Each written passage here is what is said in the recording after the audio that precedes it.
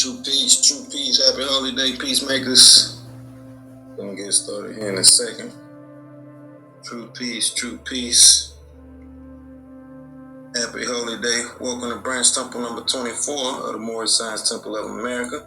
We are a global branch temple of the Moorish Science Temple of America.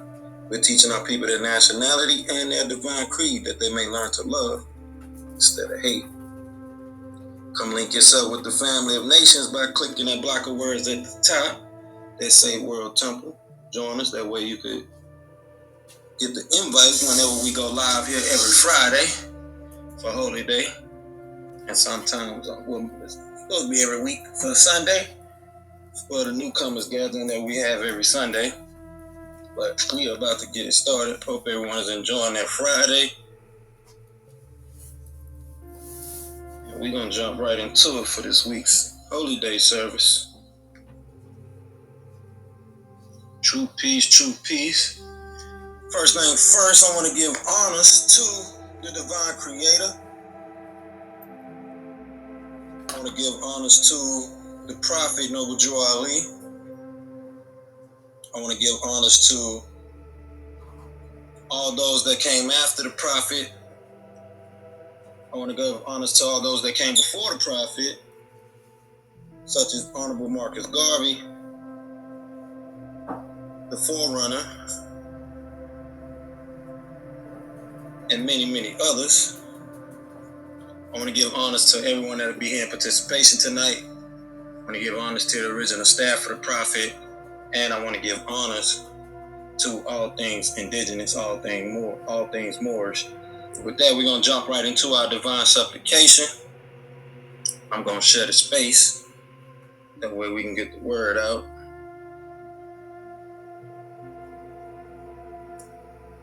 And we're going to make it happen for this week.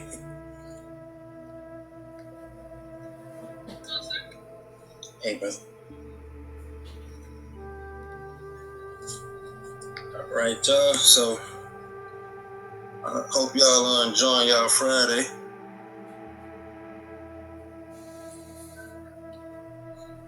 We're going to get started in here.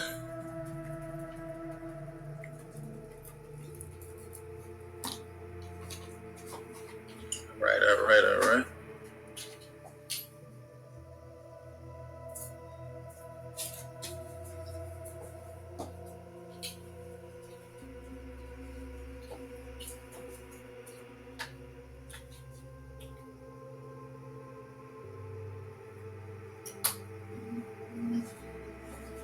Right, y'all. So let's jump right into the divine supplication. Start us out for this week's sermon.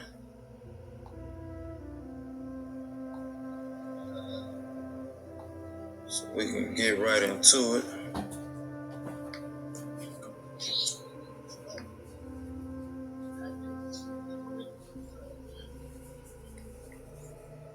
All right.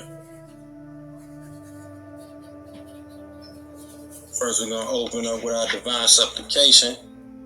And as you all know, we begin all prayers and thinking by using the all.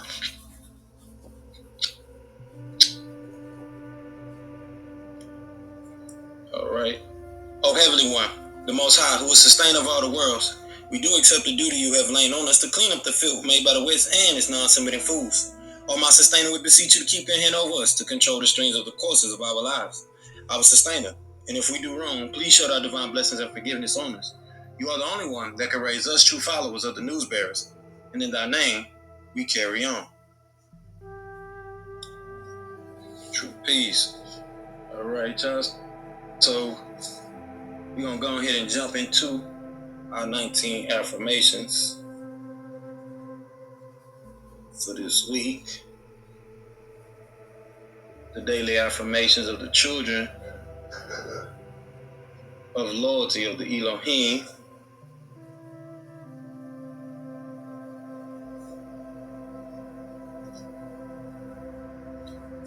And you should be reading these affirmations with your family.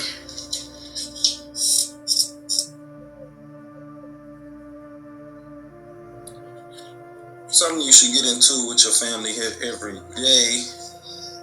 These are powerful affirmations that you want to embed within your family's culture and share it amongst your family, also your community locally, wherever you are at. So we're gonna jump into the daily affirmation of loyalty of the children of the Elohim, and what we accept as fact. And as they state, we accept as fact the eternal laws of nature as revealed through science, past events, logic, and common sense, revealed as right knowledge, wisdom, and understanding. We accept as fact the highest laws of nature is the cooperation and harmony of all living things. We accept as fact our way of life as a means to the best end. We accept as fact that loyalty is the greatest of our honors and treason is the worst of all crimes. We accept as fact that what is good for the Holy Tabernacle is the highest virtue, and what is bad for the Holy Tabernacle is the ultimate evil. We accept this fact that the Holy Tabernacle is the finest and noblest organization for all humanity, created by circumstances, and the ancient and mystic order of Melchizedek is the noblest of fraternities on and above this planet. We accept this fact that creativity, love, and cooperation are the essence of success. We accept this fact that truth and facts are always and has always been the originator and creator of all success. We accept this fact that all worthwhile cultures and civilizations came about from the ancient Sumerians and Kamite Egyptians, and the Anunnaki or Elohims from the heavens, without which there would be none. We accept this fact that for the Holy Tabernacle to survive, expand, and advance, we need first of all a revolution of values and thoughts, which must start within each person by being truthful with themselves and about themselves. Therefore, we completely and categorically reject all myths, fictions, religions, and lies that have not been proven. That would include your heavens, your hells, your hellfire and brimstones, your horny pitchfork devils, your winged angels, and your old man God character sitting on a throne up there somewhere. We deal strictly with the facts. We deal strictly with facts. If you can't prove it, we don't want to hear it. That doesn't mean we won't listen to you. Just don't expect us to accept your beliefs by virtue of a title such as Reverend, Pastor, Deacon, Imam, Sheik, Rabbi, Minister, Theologian, etc. That is your sensationalism, and we deal with just the facts. We accept this fact that the only true revolution is a war of good against evil, right against wrong, fairness against unfairness, loyalty against disloyalty, sincerity against insincerity, honesty against dishonesty, and this war is fought within each person among the agreeable and disagreeable Elohims that make up your willpower. We accept this fact that the unity of our community and its success will only happen with cooperation with all involved. We accept this fact, the total unification of all humanity on the basis of truth, that is, accepting people and races for who and what they are, respecting their culture, their languages, and their beliefs, and expect the same. We accept this fact that the human race's biological and cultural heritage is now under attack by our own morals, our self-righteousness, our desire to control industry, and these things attack the very existence of humanity. We accept this fact that males as well as females are equal in all things and should be dealt with as partners in all matters. We accept this fact that no one race of people is better than the other. In fact, no one wins the race in racism. We accept this fact that communication between different people is the cure to the ignorance that breeds the disease hate. We accept this fact that a good and well-rounded education could prevent most of the ignorance that plagues the world. We accept this fact that the all is just that, the all. You can't take from the all, you can't add to the all. We are all within the all as one. That is our concept of what you call a deity.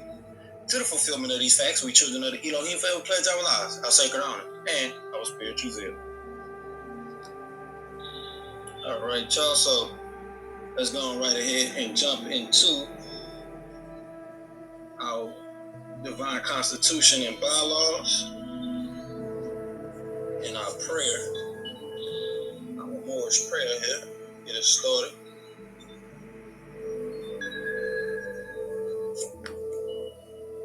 Get us started with our weekly readings for this week.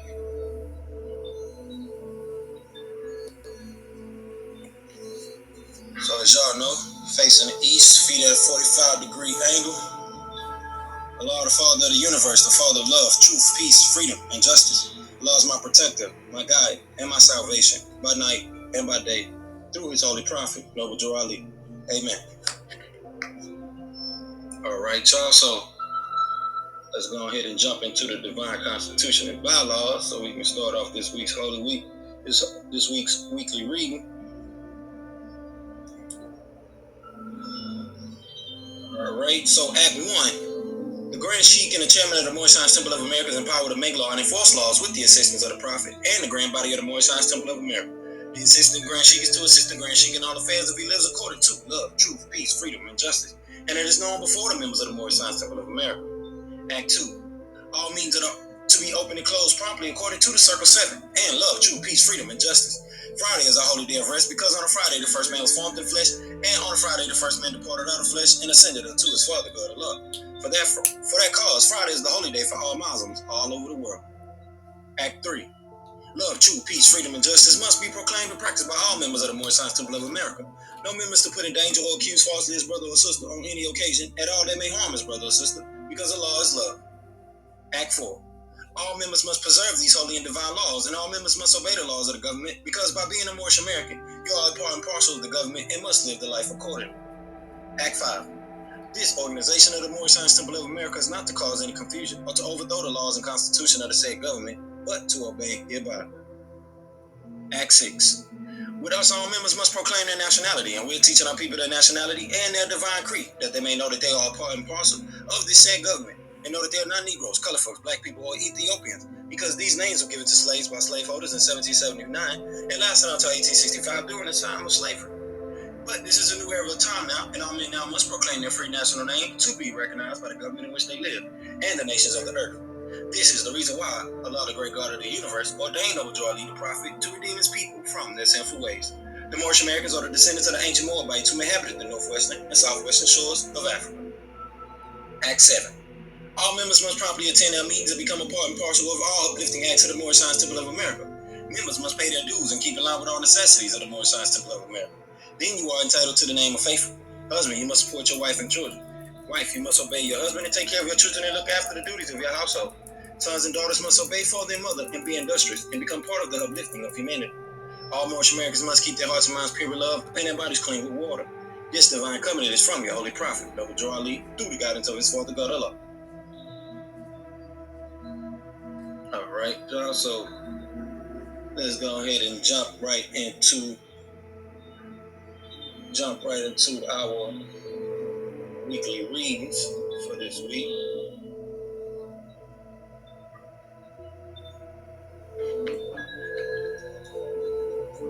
And as we start off every week here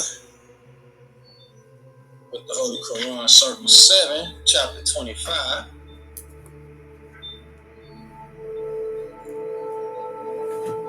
called the Holy Covenant of the Asiatic Nation.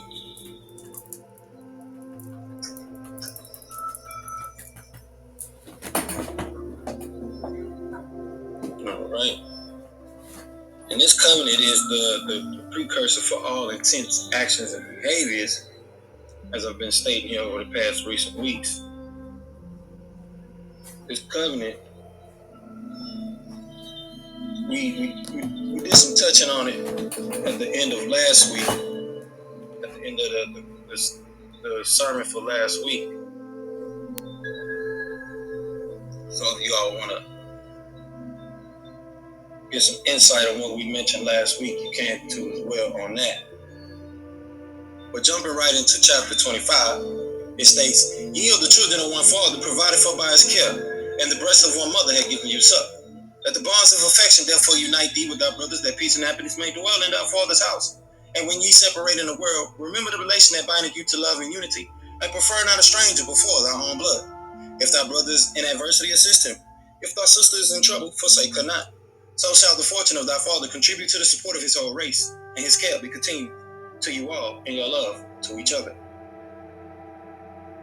So this is the precursor for, like I said, all actions, intents, and behaviors for those of the Moorish way of life, and those peacemakers, those Muslims. So let's jump right into chapter 47 and 48. Open this up for this week.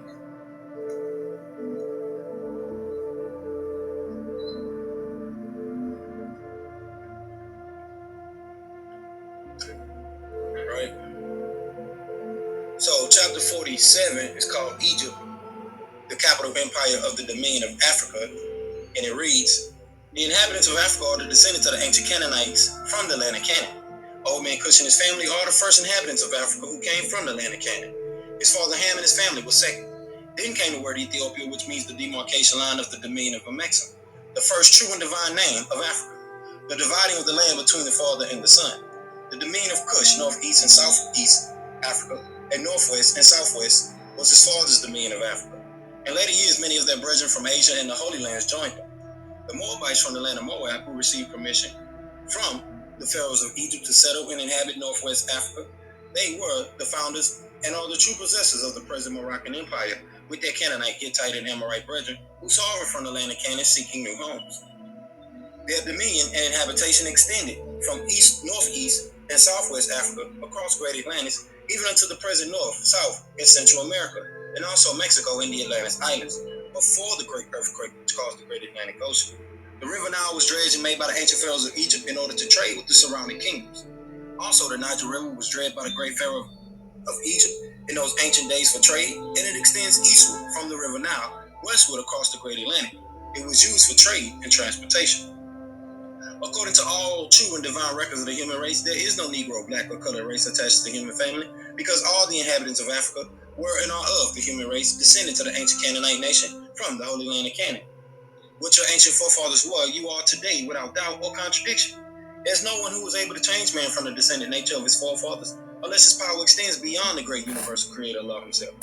These holy and divine laws are from the prophet Zabuwr, the founder of the Uniting of the Moorish Science Temple of America.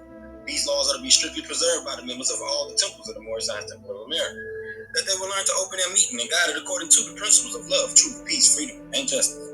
Every subordinate temple of the Grand made the temples to form under the covenant of love, truth, peace, freedom, and justice, and to create their own laws and customs in conjunction with the laws of the Holy Prophet and the Grand Temple. I, the Prophet Zabuwr, was sent by the great God Allah to warn all Asiatics of America to repent from their sinful ways before that great and awful day that is sure to come. The time has come when every nation must worship under its own vine and fig tree, and every tongue must confess his own. Through sin and disobedience, every nation has suffered slavery due to the fact that they honor not the creed and principles of their forefathers. That is why the nationality of the Moors was taken away from them in 1774, and the word Negro, black, and colored was given to the Asiatics of America, who were of Moorish descent, because they honored not the principles of their mother and father, and strayed after the gods of Europe, of whom they knew nothing. All right. So it's a lot that get missed with this chapter right here, and we touched on it also last week. This is one of the things that we touched on. Who is included in this vast estate of being Moorish people? Because all people have Moorish blood. This is in the prophet's own writings. Whether we lean upon the oral prophecies and sayings of the prophet or not, which would be the hadiths of the prophet, as some would consider them. But this actual text of who are the Moors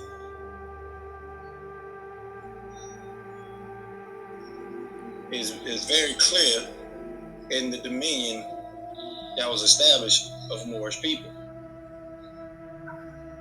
All right, so let's jump into chapter 48, called the end of time and the fulfilling of the prophecies. And as it states, the last prophet in these days is Zabuwr, who was prepared divinely in due time by Allah to redeem men from their sinful ways and to warn them of the great wrath which is sure to come upon the earth. John the Baptist was the forerunner of Jesus.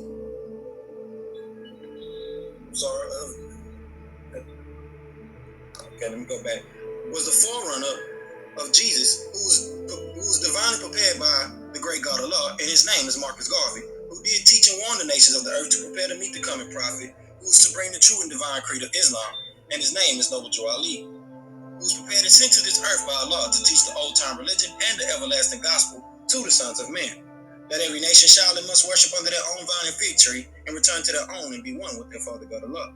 The Moorish Science Temple of America is a lawfully chartered and incorporated organization. Any subordinate temple that desires to receive a charter, the prophet has them to issue to every state throughout the United States, etc., that the world may hear and know the truth, that among the descendants of Africa there is still much wisdom to be learned in these days for the redemption of the sons of man, under love, truth, peace, freedom, and justice. We as a clean and pure nation descended from the inhabitants of Africa do not desire to amalgamate or marry into the families of the pale-skinned nations of Europe, neither serve the gods of their religion, because our forefathers are the true and divine founders of the first religious creed for the redemption and salvation of mankind on earth. Therefore, we are returning the church and Christianity back to the European nations as it was prepared by their earthly salvation, by their forefathers for their earthly salvation, while we, the Moorish Americans, are returning to Islam, which was founded by our forefathers for our earthly and divine salvation. The covenant of the great God Allah, honor thy father and thy mother, that thy days may be long upon the earthland, which the Lord thy God Allah had given thee. Come, all ye Asiatics of America, and hear the truth about your nationality and birthrights, because you're not Negroes. Learn of your forefathers' ancient and divine creed that you will learn to love instead of hate. We're trying to uplift fallen humanity. Come and link yourself with the family of nations. We honor all true and divine prophets. All right, y'all. So,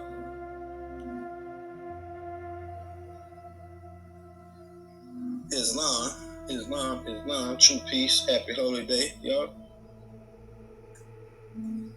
So let's get right into this week's message.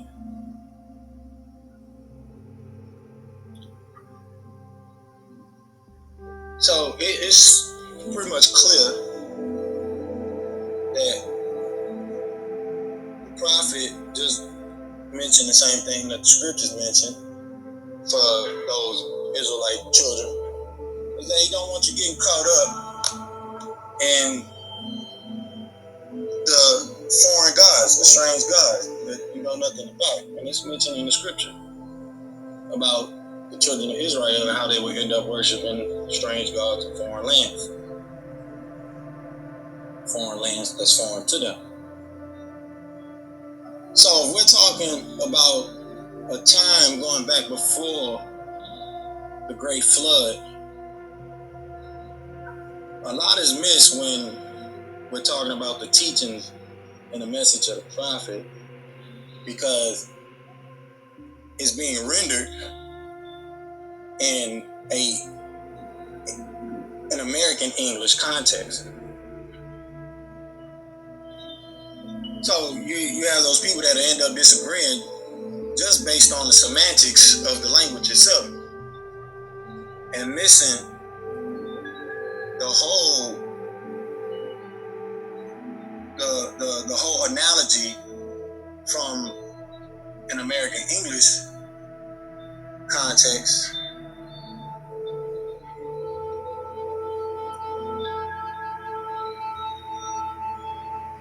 and what the prophet was saying. So getting into this week's message,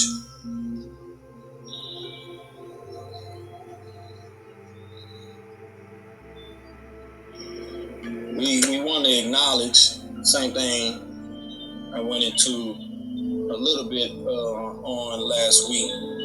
It's just those spiritual sciences that you have to really dive into that come with the truth, that come with getting into this mission, this divine mission that we have. But it's not just the mission, it's also a movement. So a lot of people are attracted to the movement, but missing the wisdom to connect the dots to the mission.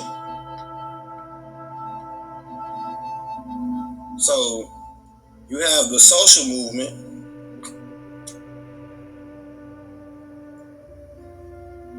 which people come together to achieve a political goal, which is usually a political one or a social one. So you have your social movement.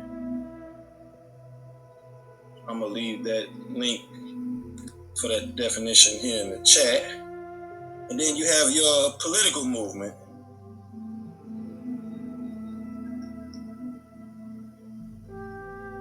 So I'm just letting the ancestors speak through me. It'll make sense later on as we continue to go down the timeline here for tonight's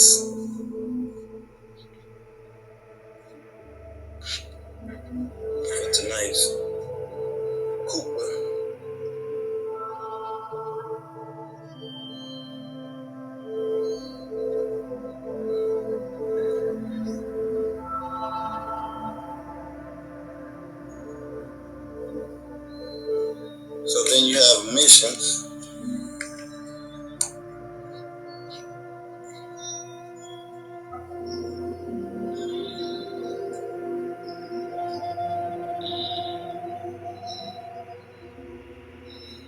which is organized to propagate the faith, whether that's the Christian faith, the Buddhic faith, etc. So you have the mission, and then you have the movement. The movement for the Moorish Science Temple of America, which is the divine and national movement, being a political movement. Divine and national movement. Then you have those that will take up the work of the religious movement.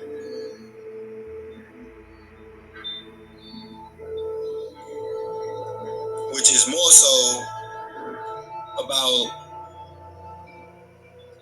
spreading the gospel, carrying on the education, and the mentorship, the ministry work.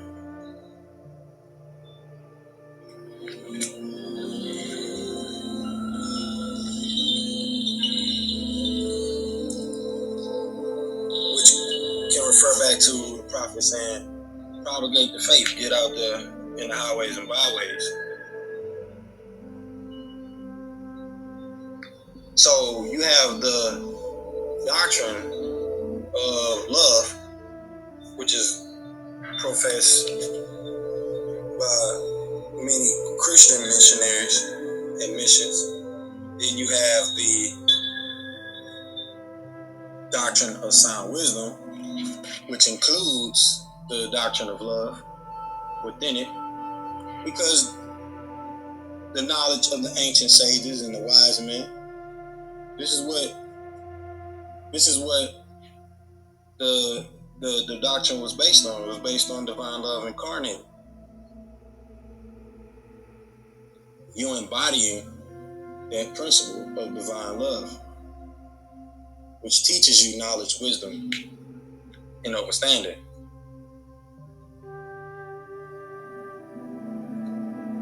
So the two links that I just put in the chat are Wikipedia links. They could be referenced for some basic knowledge there. So you can pretty much get an outlook on what I mean by the mission side and the divine movement. So the reason why I bring this up is because this is a part of cleaning up the image of the people so that we can do the work that we are here to do, which is uplift fallen humanity. And the conversations are being had, especially now with all the political tension and contention that's being spread throughout the whole entire globe. And I'm not sure if we're going to have a open space for us to go into that tonight, but we might possibly talk about that here during our current event segment for tonight, about a lot of the things that are taking place politically. But this Kuba or sermon that we're touching on, we'll kind of get into some of those details for what's being spread through the social atmosphere, the social media waves, and also just through the political stream of information in the political world. So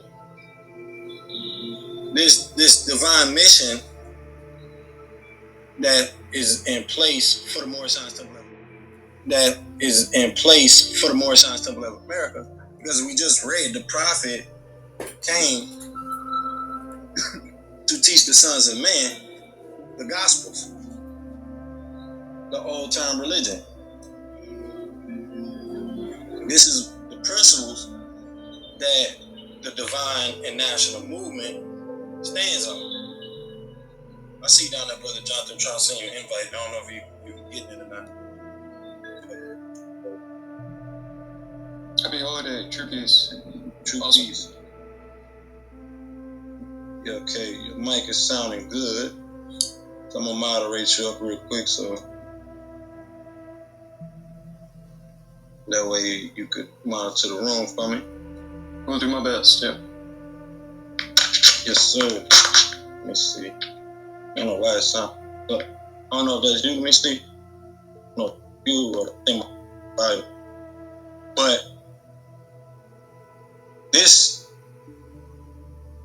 this point being made, the gospel of the sons of man, and a lot of the things that we touched on last week, a lot of people are missing that theocratical knowledge, that theological knowledge.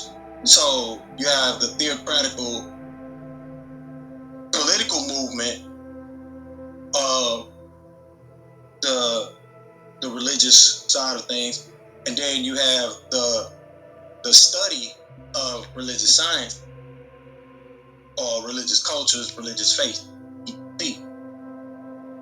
So you have those two things that are being delivered, not just in a movement, a political movement per se, but also in the education of civics.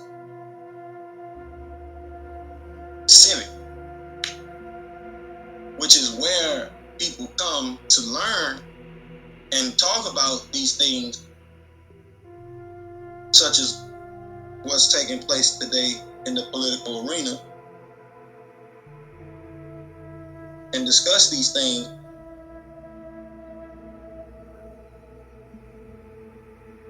with that concept.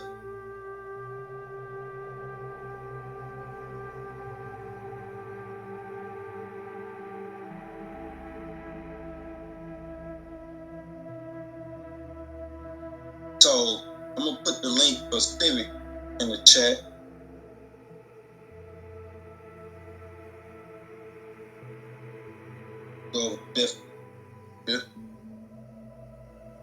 So we'll tap into it. But the basics of civics is just the study of the rights and obligations of the citizen in a society or country or nation. And civics just means it's relating to the citizen, subject, the member of that country, that society, or that nation. And it relates to their behavior that affect other citizens. So the sociology in a society, right? Society. And also studying the urban development, the civil engineering of that community, that society. So when you get into civic education, you're getting into theoretical and politics, and also the practical, which could be understood as your morals, your ethics, things like that. And this is why we say in our affirmations, whether we accept the fact that we're hurting humanity, ourselves, and nature with the battle between our principles, our morals, and our ethics, right? And getting into these civil laws and these civil codes that have pretty much been a branch of the civic study or the study of civic.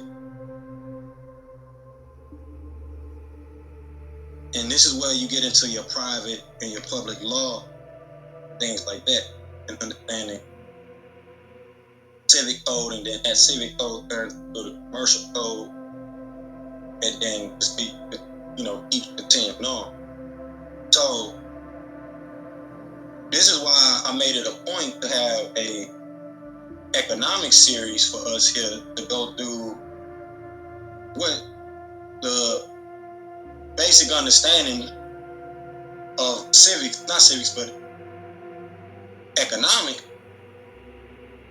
the basic understanding of economics and those principles and the basics of what's being taught in the education system, especially here in the West and in America, and the history of how we understand economics from a world view. Because a lot of the contributions to economics is coming from contributors all over the world from different backgrounds.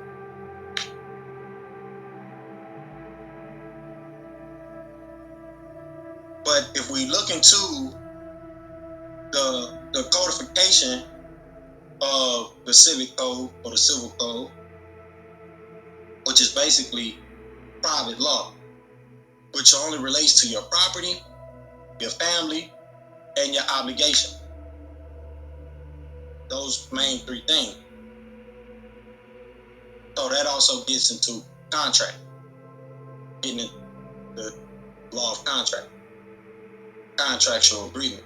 So that includes the covenant, the treaty, and the trust that are structured. And this is important because you understand the difference between what governs us publicly as public law and then what governs us privately as private law.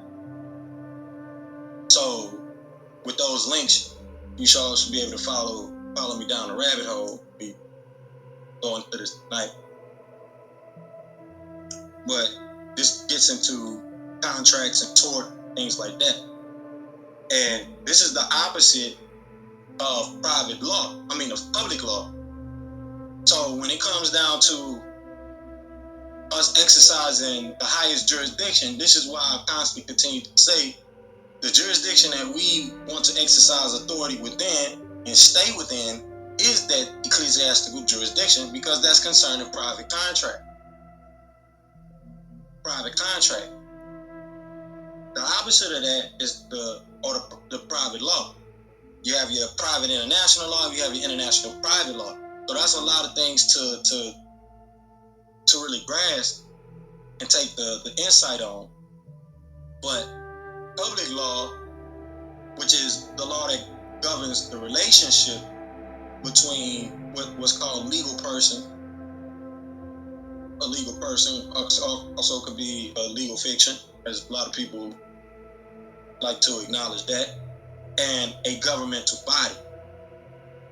So that is the public law. For example, the covenant is the private law of the community with itself. Each individual makes that private law with themselves. That governs, like I said, your behavior. Those things, those tort, those private contracts. That's the private contract between you and divine nature and the divine creator. And that's an aspect that a lot of people miss. That's the aspect of things that a lot of people miss. Even getting into the face of things, getting into the Gnosticism or philosophy and atheism and many other concepts of different types of faith. That connection, even if we're talking about ETs, right? The opposite spectrum of that is public law, which is the contract between you and the government. And that would be with us, the legal person that we have, for example, like the Moorish Temple of America, and the contract with the United States of America and the government body politic that acknowledges our sovereignty as a sovereign theocratic form of government. So you have people saying, what's your currency? Where's your army? ETC. Well, if you look back at the treaty that gave America its first acknowledgement, which was the Moroccan, the Kingdom of Morocco and the Moroccan people, that gave the first acknowledgement to America to be recognized as a nation state. And then you look at the public law side of things, which the prophet helped establish. You had a lot of Moors before the prophet even came about that was standing on these treaties. But as I mentioned, there was not a body politic here in America that stood as a governmental body and a governmental representation for those people or the body of politic and those body of people of Moors to give them a government base. So, for example, you have the Moorish Science Temple of America, sovereign theocratic government, and the affidavit and acknowledgement and the public trust, as I mentioned during the Holy Instructions here every week, and that contract or that relationship between those two bodies, which is referred to in Herzlified statutes, and then other international laws and things like that that you can compile on top of that. And that gets into relationship that govern between other different government branches, things like that, agencies, interagencies, instrumentality, etc. This is what makes up public law. So that relationship between the person that are representatives or direct concern of the society, the community, that gets into your constitutional law, administrative law, tax law, criminal law, procedural law, and is like I said, the opposite spectrum of private law. So laws that are between you as an individual and other individuals, not bodies of government, communities, and society, that's dealing with private law. But laws dealing with you and other legal bodies, specifically governmental bodies, governmental agencies, states, institutions, that's dealing with constitutional law, public law, administrative law, your tax law, your criminal law, etc. So when we say we have a theocratic government structure, that's getting into the divine constitution and bylaw, which now is a part of administrative law, sub-administrative body of law, governed by our own sovereign theocratic structure. But the covenant that you have is between you, your brothers, and your sisters of the Moorish way of life, which is affirmed by the public law side of the Moorish Science Temple of America.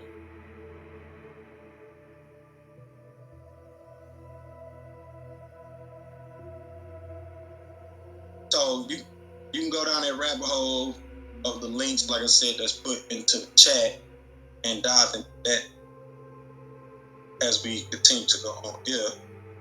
But this is knowledge that concerns us as a people, but it is also spoken about from our faith. It's also spoken about from how we look at government and how we understand government to be, the rules, the structures, etc. This is found in that ecclesiastical law. So when you, under your private citizenship, everyone is a private citizen. So you have a lot of these different concepts that get thrown out there. For example, a couple weeks back, I seen a conversation about private citizens versus Moorish people, or Moorish citizens. Can't remember the exact title of the name, the exact title of the space, but it was somewhat along those lines. And what we're missing is, in context, I also mentioned it during that discussion, is that Moors are private citizens, just as any other acknowledged private citizen that can establish their citizenship in the United States of America. And if you go and read and look into Herzlified statute, you will see that you need an administrative body to acknowledge your citizenship. And this is during that time we had the debates about whether Negroes are American citizens. So this is why we went into the Dred Scott case last year. We read into the treaties of Grenada and other treaties last year. So that way we could have a up-to-date look at what we understand about these treaties, their concepts, and how people look at them. So when they say the temples don't teach this, they don't teach that, well, you have it here on record, and it will continue to be on record. And eventually, when we start doing things with the camera view and actually going live with a shared screen, possibly, you will see the information that we're making reference to, because we're going to continue to talk about and teach these things, because it's the doctrine of sound. It's a part of the doctrine of sound wisdom. Sound wisdom was about proving things soundly, about proving the knowledge in a sound manner. So I wanted to dive into that for this week.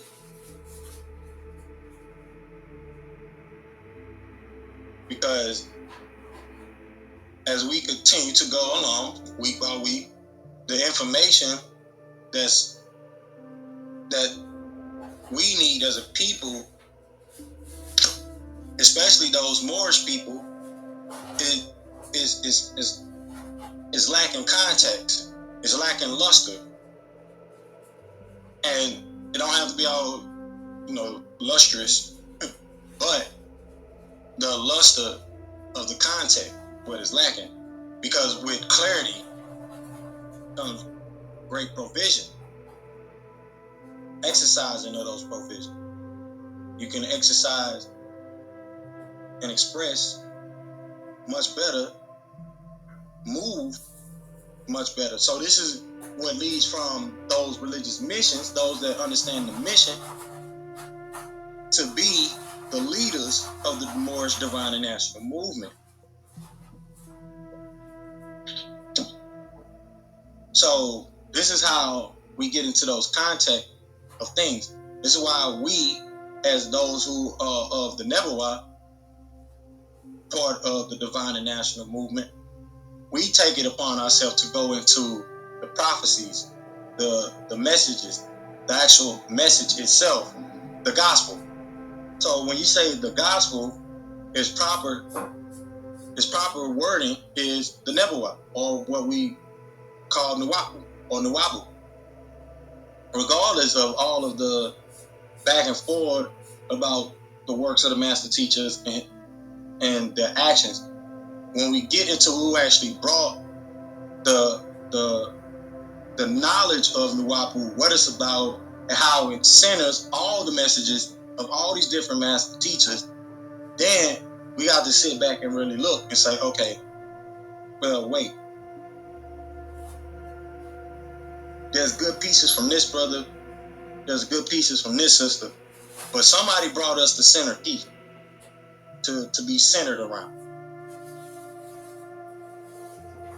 Somebody brought us that center piece to be centered around. Somebody expanded the core base and foundation that was established by the Prophet Noble and continued it on. Somebody took those examples of the Honorable Messenger Elijah Muhammad and continued it on. Now today, you have a lot of political things to sift through. That was one of the rooms I just got out of today. I was in a room about what's being taught in the education system today. And same thing I said in that discussion is that we have to acknowledge the facts of what's going on. This is not something that is new.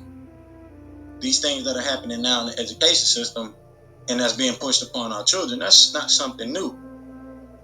And a lot of people don't want to do the homeschooling work. But you have the tool and the solutions that you need right here in front of you with these digital platforms, this technology that we have right here in our hand. It might be difficult, you might have to set schedules, or you can get with others like us, establishing a school district of homeschooling or teaching at a do-it-yourself pace, and get into the history of public schools versus private schools, and even throwing homeschooling in the contest.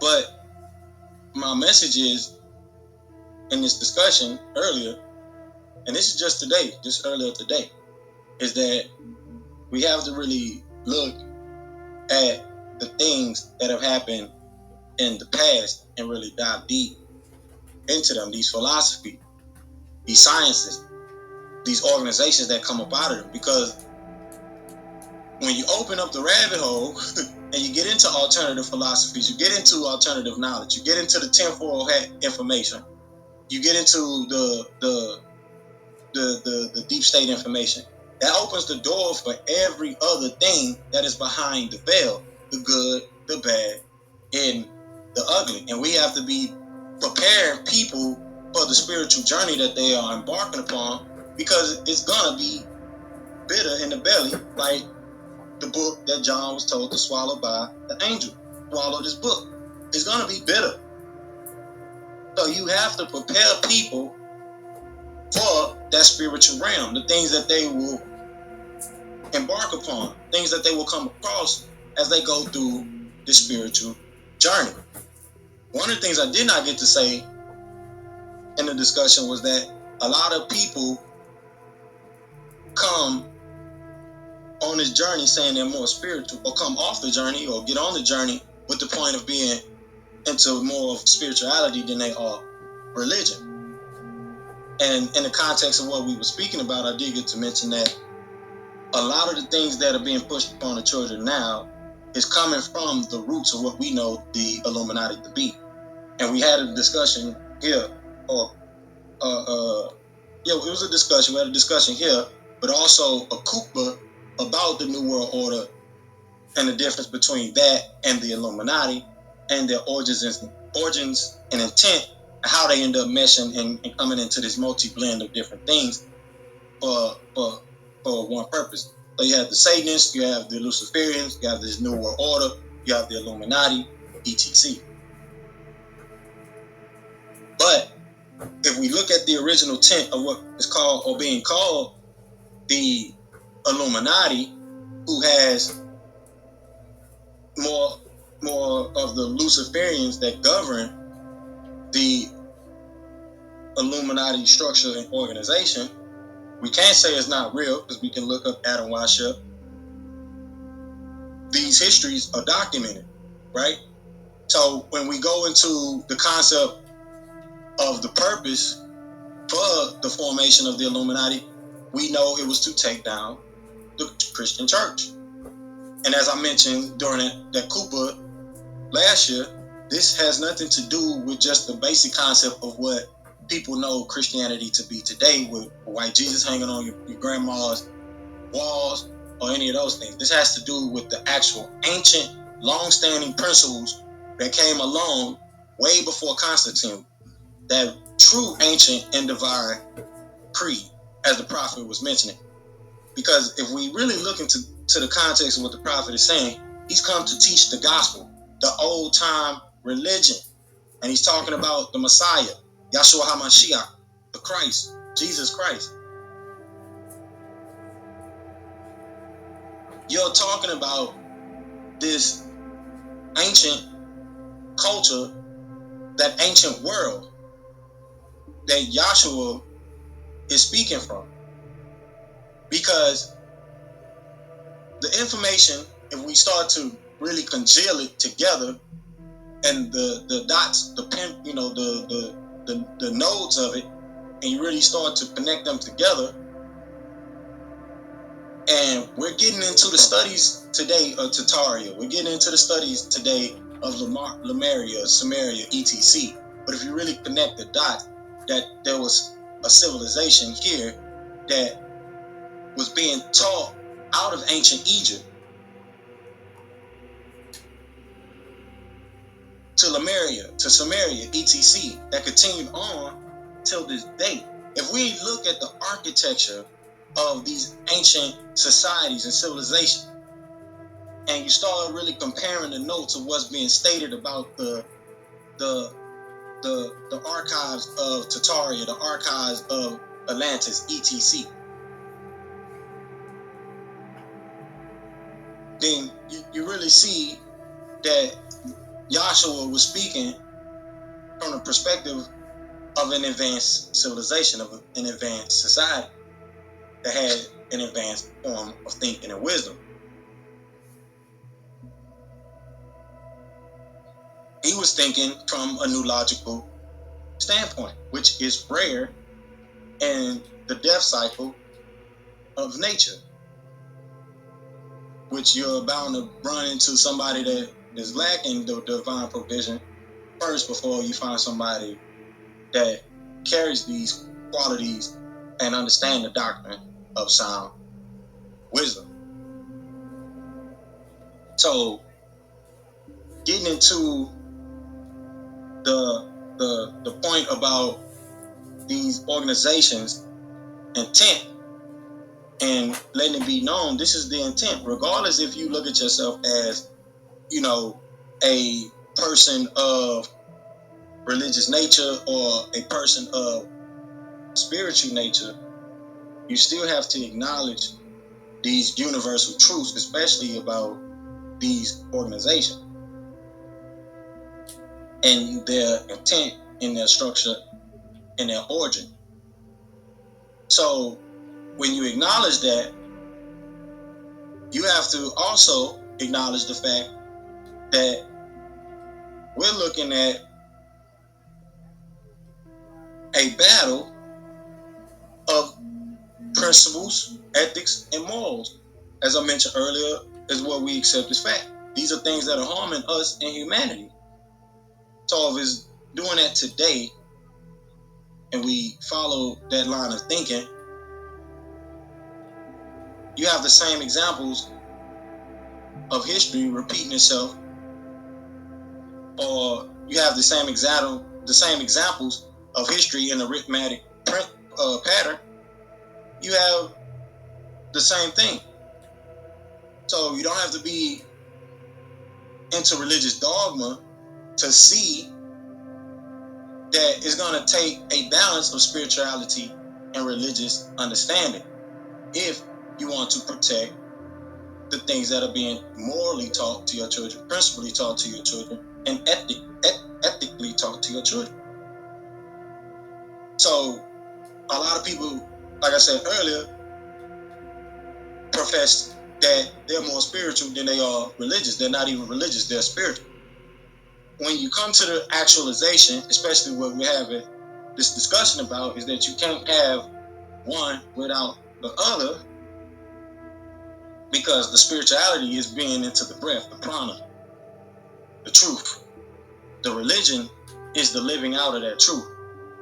You can't have the knowledge without the wisdom. You can't have the wisdom without the understanding.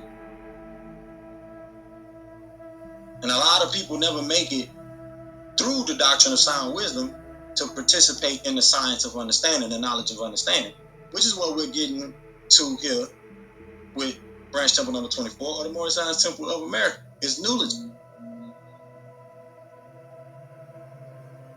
Setting the tone for that new logical thought, philosophy. Coming out of the death cycle of nature through its religious fade. Not going to be up in nature through its religious fade.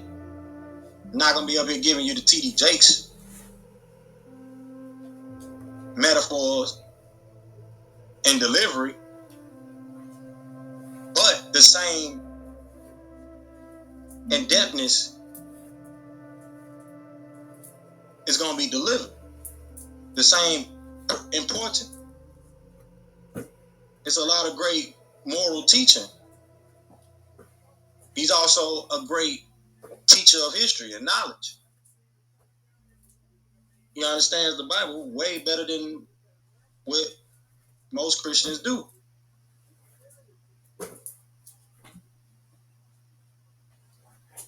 But we still, as a people, need those ministers, teachers, spiritual guides, leaders, getting out there and getting in the trenches of this spiritual battle with new logical thought frames that stand on meritocracy, that stand on democracy, that stand on anucracy, the divine mind.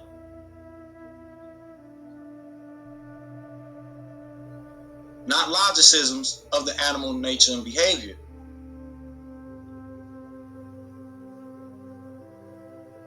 Not the anarchy of life, but the divine order of things. What pardon, buddy? True peace, Islam. True peace. It's like I'm thinking like it's not like a desert. It's like the ocean. You know, there's a lot of water, but if you're on a boat in the ocean, you don't really got too much space to be too wild with it. You know, and kind of looking at the laws. You know, I've been curious about laws. You know, where do I fit in? How am I engaging properly in civics? You know, with my community. And I think that's what really has led me to the Temple 24 here, is because of having the engagement to communicate some of these more technical aspects of, you know, what we're heading up to, you know, singularity and the app of things and the smartphones and, you know, education. You know, when I was in high school, I was lucky enough to have a class called Future Decisions in Science, and we got to watch movies like The Sixth Day and Gattaca. So a lot of these kind of things that are really here in our face now were things that I was processing for a long time, like 10, you know, over a decade, before it's kind of like, you know, it's in our face, and I don't necessarily agree with some of the way the technologies and the companies just have this forward kind of profit-based focus and getting better at the technologies to do what, you know. And it's like, I think that's what has needed to be a leader. You know, what are we, you know, bringing lead to? What is the weight here? And I think that's what more people need to bring weight to, is like, we can homeschool. We don't have to get too locked into these matrix-based systems. The natural world is already still more advanced. You know, if you watch a spider spin a web, I mean, that's really advanced stuff. You know, true peace. That's right. Appreciate that for that piece, because that's where we're heading with direction. But I wanted to land it there for tonight's nice transmission, because I think we hit home and touched on everything that's going to touch on. I will say this in closing, that we will get to that point where we delivering that, you know, get off your feet message and sermon. Like I said, T.D. Jakes is one of the best Christian ministers that I've seen, you know, do the thing in a while. Like the prophets say, some of my best morals are still in the church. But we also have to have someone lay down that grounding foundation. So this is why when you go to our YouTube, or you come and listen to the recordings here, we have the meditation music in the background, and you listen in. And we don't expect to get the crowd that's into the hype and things like that, because they'll miss the message. A lot of that gets missed. So this is why we make sure everything is done in a tranquil way. Because when we get into the knowledge of those things I talked about last week with the sciences of the breath, etc., some Christians will look at it as paganistic and still have that misunderstanding of the knowledge that comes with opening the door of spirituality. Because whether they call it sorcery, whether they call it mediumship, talking to the ancestors, one of the main things is, ancestry is Satanism. But Jesus talked to Moses, Elijah, right there. He talked to the ancestors. They came before him. So when we get into these concepts of what should not be done, divination, and Christians themselves do not understand what's actually being done. Even if you say it's being done by way of spirit, and Jesus is talking to them in spirit or their spirit or however you want to word it, it's still a form of what's considered divination. So is all divination bad, or certain divinations and the way you do those certain divinations is bad? Instead of boxing them into all this one big box. Moses pulled out serpent when the Pharaoh pulled out his serpent. His staff turned into a serpent. So Moses was using a form of divination that was empowered by the Elohim or Yahweh or God, Theos. So this is why I said we put our new logical thinking caps on. We will continue to address these type of new logical principles and point and continue to go in depthness on the science behind it. And also come with the messages, like I said, that get you up off your feet. That get you up off your feet. Because we gotta have these conversations, especially about the things that are taking place, about how we create better environments for our children, for our families, and especially for our women, with us as men being the protectors of our environment, and just the moralisms of it, and how to address that in a sound manner without being discriminatory toward other people's in their way of thinking and their background. And with that, we're gonna close out the Hikmah, the sermon for this week. I want to go ahead and reset the space so that way we can jump into our current events and also our weekly reading for El's Holy Qur'an, and then from there we'll be closing out with the Holy Instruction. So welcome to Branch Temple number 24 of the Moorish Science Temple of America. We are a global branch temple of the Moorish Science Temple of America. We're teaching our people their nationality and their divine creed, that they may learn to love instead of hate. Come link yourself with the family of nations by clicking that block of words at the top that says World Temple. Join. We're trying to uplift all of humanity. That is our divine movement and mission and task at hand. So with that, let's open up the floor for our current events.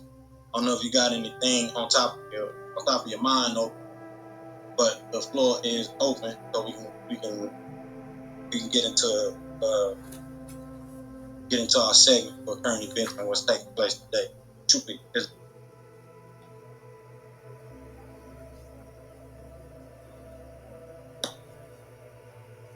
Troopies.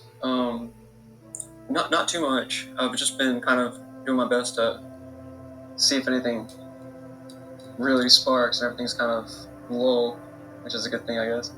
I just saw some stuff about the UFO and International Space Station, and yeah, I don't know. I guess the space station is supposed to be taken down in 2024, and I don't know what the news is about. And beyond that, just kind of like a headline piece I saw browsing by today. Gotcha. So you said a space station?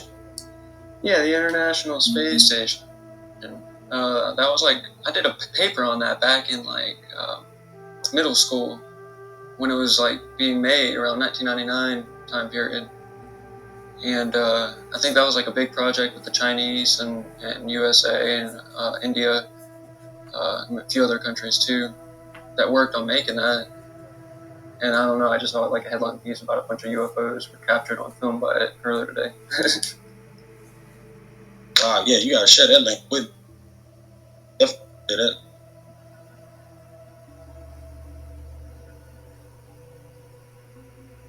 I want to look into stuff. Because a lot of the disclosure is happening in the midst of all the other political chaos, conspiracy that's taking place. You got the situation with the education system, like I was mentioning earlier. A lot of laws being affected and changed. The situation in the finance, things are happening there as well. And you have the whole phrase about the banking system, whether we're going into a contagion or a complete shutdown of the financial system, the electric grid being tampered with, and the vulnerability there, and the vulnerabilities of America and its energy grid, as well as the government shutdown that was discussed in the SEC, one of the meetings with the SEC. You recently just had that underway. So you have a lot of the information that comes out with the federal meetings, the Federal Reserve meeting, and I think it's Powell does those monthly meetings with the Fed about the markets. So you have those that you want to keep up with, but also the information that's coming out about what's going on with the election, and it's just getting crazier and crazier every week, and something that's head turning here every week that you look into.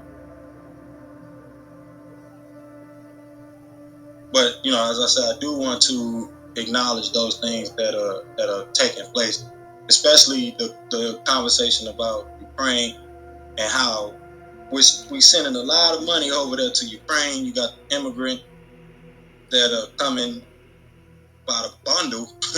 Some think it's just a army of people. I say that's a whole country of people that's coming this way, right?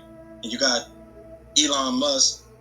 He went live at the border, Eagle Pass. I think that's Texas, Eagle Pass, Texas. I'm not sure, but there's definitely situations that are of pertinence at hand that are taking place, and the political divide is getting thick, especially the whole conversation over critical race theory. At first, I'm sitting here thinking I thought critical race theory is about just them teaching African American history in the school. Come to find out, it's about all this other stuff too as well, especially with the whole LGBTQ community and their political aspirations. And as I mentioned here before, and this is why I mentioned what I mentioned just earlier in the Cooper. This is a battle, a long time coming battle that even those of the LGBT community, a lot of them are being weaponized and don't even realize it. They're just being used as a tool. It's not even to make their voice a political priority. Mm-hmm. It's just about utilizing them as a political tool and exploiting that political tool. But this is why we have these conversations and give these updates. I do want to give an update about what's happening on our YouTube that we have pinned to the top of the room. We are almost monetized, close to it, y'all. So if you can spread the link out, get people to subscribe. We're really down to, I think, 12 people left. We need to get subscribed, and we'll be on our way to monetization here by next week. Pardon, but yeah, we just need about. Yes, sir. 2 people. Yeah. I'm curious about the kind of what we were talking about earlier and kind of bringing it together. Would it be possible for the temple to be able to do the raising of funds for people to be able to homeschool their kids and maybe get paid for that because of the monetization? Is that the idea, like in a bigger view, or is it meant to be channels for orchestrating those kinds of things? But maybe that would be an incentive to get people to homeschool their kids using the university is using that kind of idea approach where people feel like they're not okay. Where they're not what? Go ahead. I'm sorry.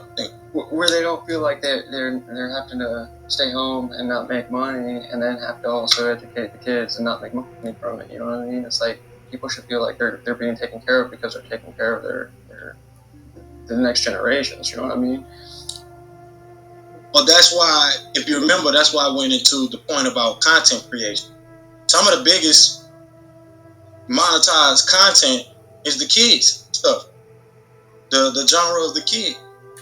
That's some of the most monetized content that's out there in the content creator space. They're already taking care of the adults. You're right. You see what I'm saying? And there's millionaire content creator children that are content creators, and they millionaires just off of monetization of their content on these platforms. Whether it's starting off on YouTube or Instagram or whatever other platform that allows you to monetize, especially on Facebook.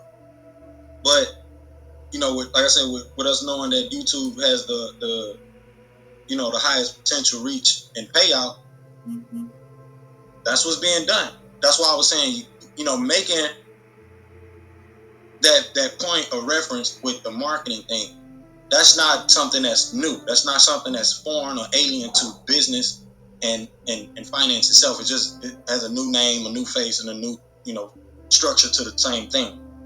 It refurbishes the theme itself. But all lifeblood of all businesses is sales and advertising and marketing. So you're taking that content and pushing it toward monetization and monetizing the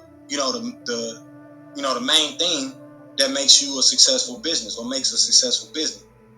Whether it's governments, whatever it may be, governments have to politicize and lobby, laws that they want to get passed and things that they want to do in the community. So same thing here. And we have, education bonds, smart contract bonds that can be invested into, things like that.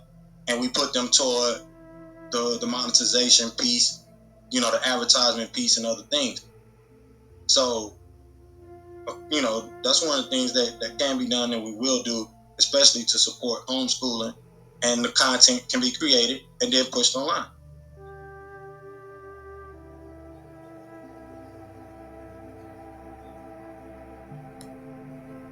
That makes sense. Yeah. I'm just kind of like my mind's kind of doing its dreamlike thing, visionary.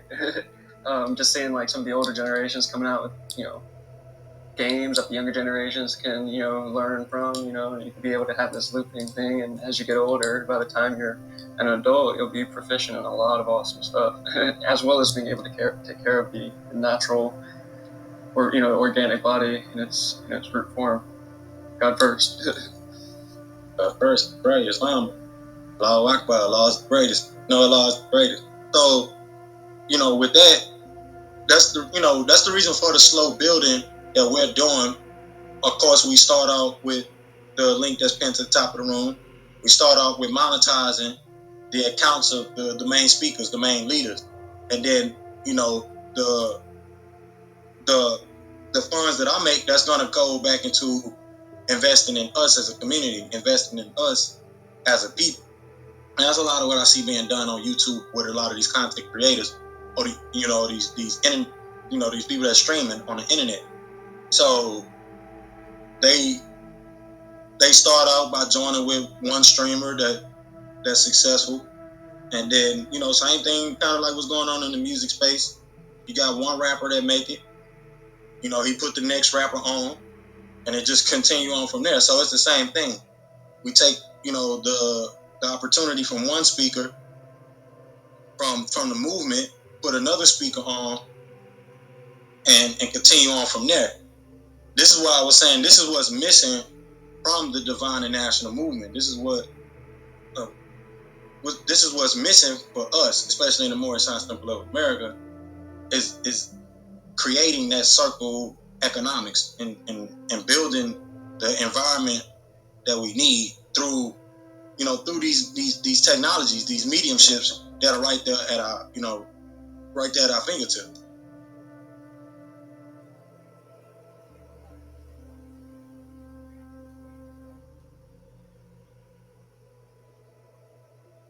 So we are at, like I said, we are almost at the monetization mark.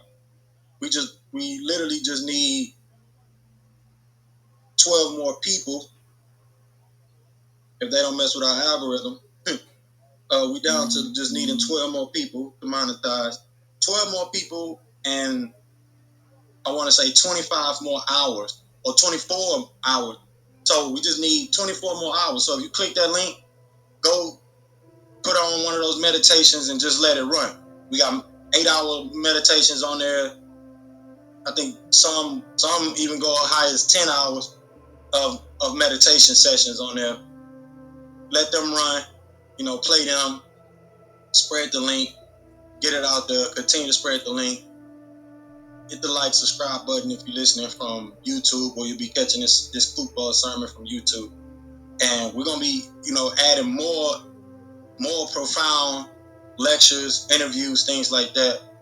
But just based on those speakers that are talking about the doctrine of sound wisdom, and also getting into things of history, talking about finance, find a way to squeeze the financial conversation in there, or how to conquer those wealth aspects and things like that in there as well.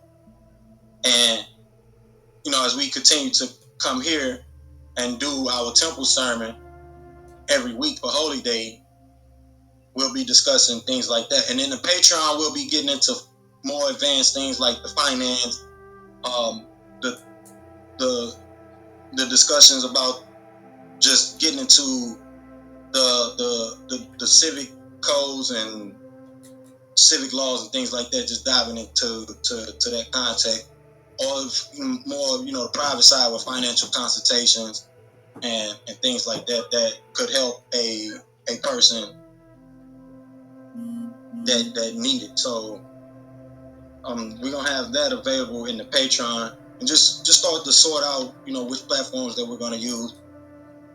I'm still considering us moving from Patreon and onto our own platform, which we can use and create the memberships on our own platform. But I see a lot of content creators still use Patreon, even though they are successful. So it's nothing for us to still use another platform if that's what we choose to do.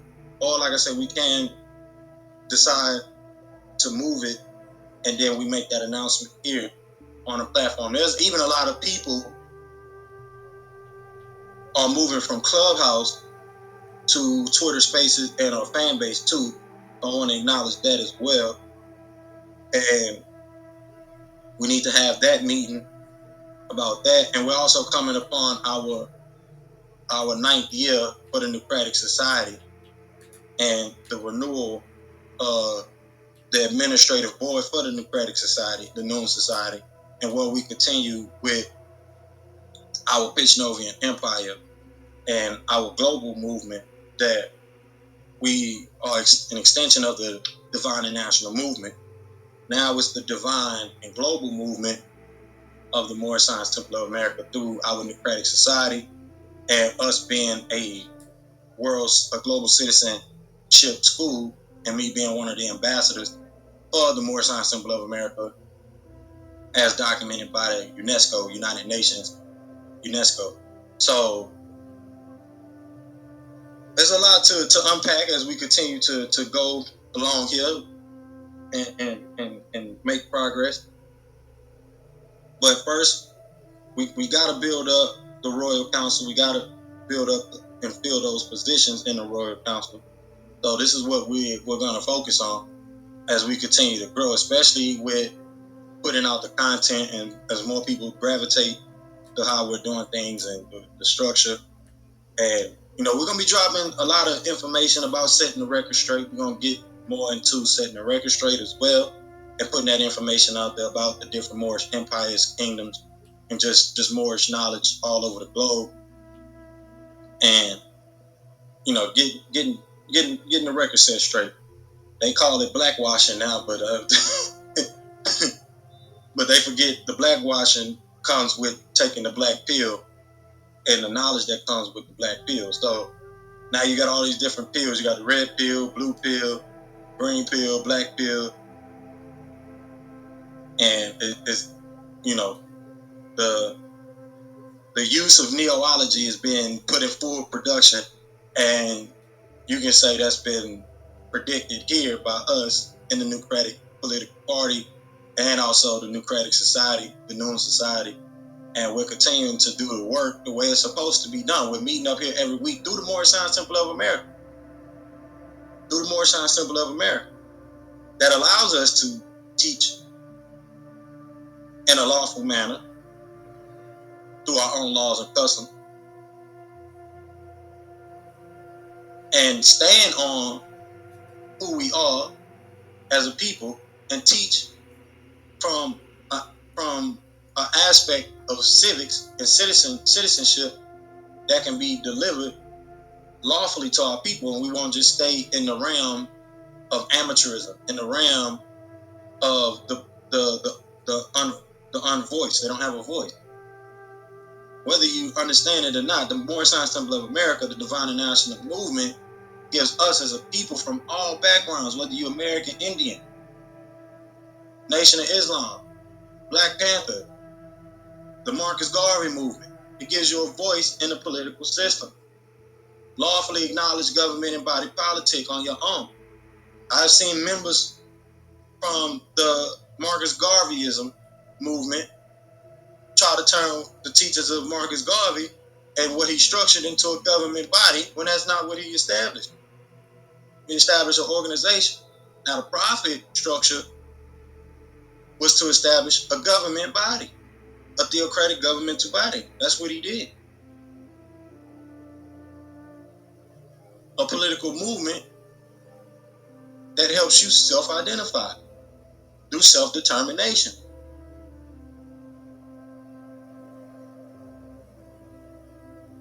But we got to clean up our image. We got to clean up our image.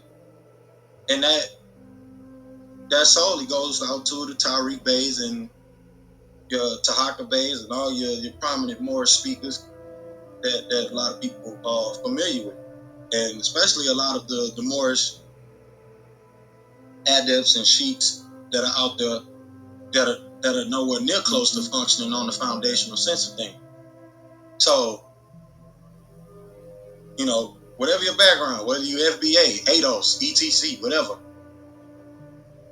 a lot of them won't get into the Moorish Science Temple of America movement because they have this misunderstanding of the word black, and they get caught up right back into the color of law in this country and have no conception of what they're saying when they call themselves black, and how it really doesn't have any political standing other than a social aphorism and a social term of endearment. But when it comes to affecting law and anything legal, you can trademark any title that you want to trademark. But when it comes to law, there's a thing called color of law, and it has no standing in law. And that's just old maxims of law. So with that, man, we're going to close out this segment, jump into our weekly reads from El's Holy Qur'an. I don't know if you got anything else you want to contribute on for the current event segment, Noble, but if not, we're going to jump right into reading the El's Holy Qur'an from where we left off last week. Islam.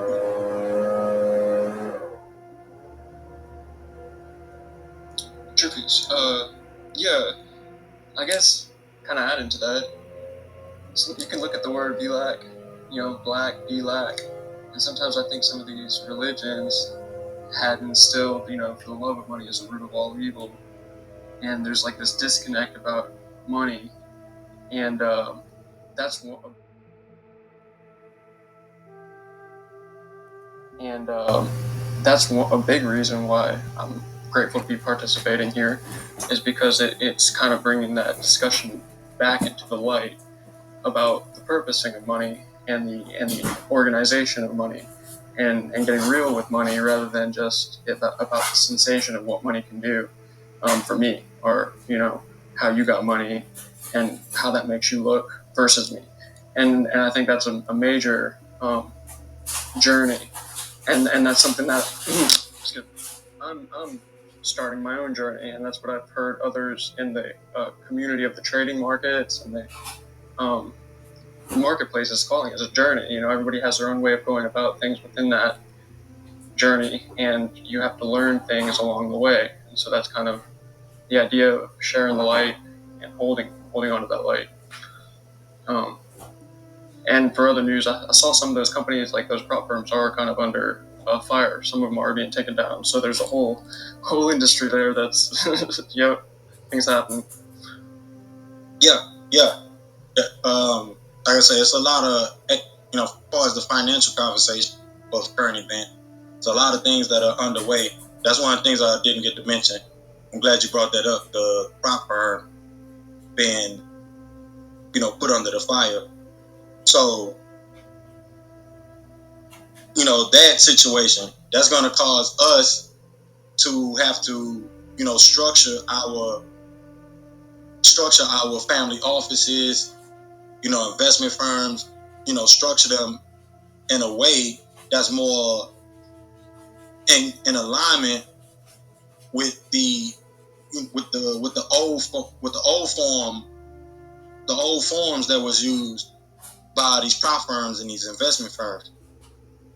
Because today, a lot of what's happening on the internet, it's the same thing with the whole cryptocurrency craze, and a lot of pushback has been going toward Gary Gensler, the SEC, the commissioner of the SEC. Gary, he's been getting a lot of pushback because of the things he's been done or said or established, and a lot of people are missing it. The protection of understanding the precedents of these laws that are put in place to protect investors, to protect the citizens. Now, is everybody going to get caught in the net? No, they might not catch everybody that's dealing in fraud and that's committing fraud. But you have a guideline to look and say, well, oh, wow, I didn't know such and such needed to have such and such in place. Maybe if I would have followed the breadcrumbs of what was being done, maybe I wouldn't have got scammed or taken out of my money in the first place. And I could have exercised some personal judicial responsibility that I have for myself. So it's a lot of things that really got to be looked into, especially with the prop firms and how they're doing things. Whether it's beneficial or not beneficial, and make sure that, especially with us having our own investment firm as a community, we stand on what's proper. This is why I mentioned last week, we have to be able to create institutions that are of quality service, that are of quality service. So I'm glad you mentioned that, because that's one of the things we didn't get to really sound off on here these past couple of weeks. The prop firms have been under fire. I follow one sister. She did a whole video on why the prop firms is kind of a bad idea, and how going to them to get financing to trade and things like that is not really a good idea. And just listening to her gives me insight, on keeping things kind of old school the way we intended in the first place, and opening up that avenue for traders and investors, especially the traders in this sense, to get involved with us, but actually maintain, like you just said, their own journey, and not put them in this construction of they can only do this and they can only do that. If they lose this amount of trades a day, then they lose the investment. So those type of things do have to be addressed, and this is that time to talk about, especially us having our own investment firm and institution itself, and really dive deep into that. But I see you down there, brother Abdul, I see you down there. True peace. Happy holy day. Happy holy day. No. We're gonna dive into El's Holy Quran here for this week. I don't know if you got any more. I was just saying, I don't know if that was your closing contribution, but if it is, we're gonna jump right into the Holy Quran. No. Yeah, I yield. That was a thank you for saying what you just said there about keeping those spaces separate, or organizing the temple for what it is, because the other space is kind of going to do its thing. So cool. Yeah, and we definitely, like I said, we definitely need to, because we can talk about it during the current event segment, especially here on Friday. But we definitely want to study that for our customers and making sure we get into the old school ways of prop firm, how they done things. Because it's not that prop firms are anything new. It's just that the internet is here, right? And now you have this movement toward that direction because of a lot of the marketing tactics that's been used by prop firms that wasn't used by old prop firms back in the day. So you have a lot of that we want to look into and make sure that we stay in compliance with what should be done, what should not be done, and just maintain those principles. I'd rather see more of a focus on getting those kids, like getting moms and dads paid to teach their kids, and those kids are growing locally, and that food's being bought and sold by the monies, and however that would work, and the long view of what that would be. True peace. Right. I'm definitely with true peace. I think we can definitely touch on that again next week. Possibly get into more of the CES conversation, because that is a form of trading. People like to say bartering, but it's actually trading. We're trading and exchanging, which is like I mentioned during the economic series. It's more of a modern way to say negotiation. I mean, more of a modern way to say bartering. We're getting into trading and negotiation, and negotiable instrument is more of the modern way to do such. It's not that we need to go back to bartering. We need to have the skill set of trade and negotiation actually mastered and taught amongst our people and communities, and actually get them into understanding the point and principle of a negotiable instrument, and just getting more into the monetary policy and get to talking about that. So we might have to do a series on the monetary policy, because we did a series on economic, but that doesn't really go into depthness about the actual monetary policy. It gives us a summary of the monetary policy, especially what we have here in America. But we may have to include that also, as well as probably here sometime in the near future, is create a series of sermons on monetary policy. So that may be something we get into too as well. Okay. I know I've had a little bit of confusion or distortions about universal code, admiralty law, and then just knowing that some of the mistakes that those people change.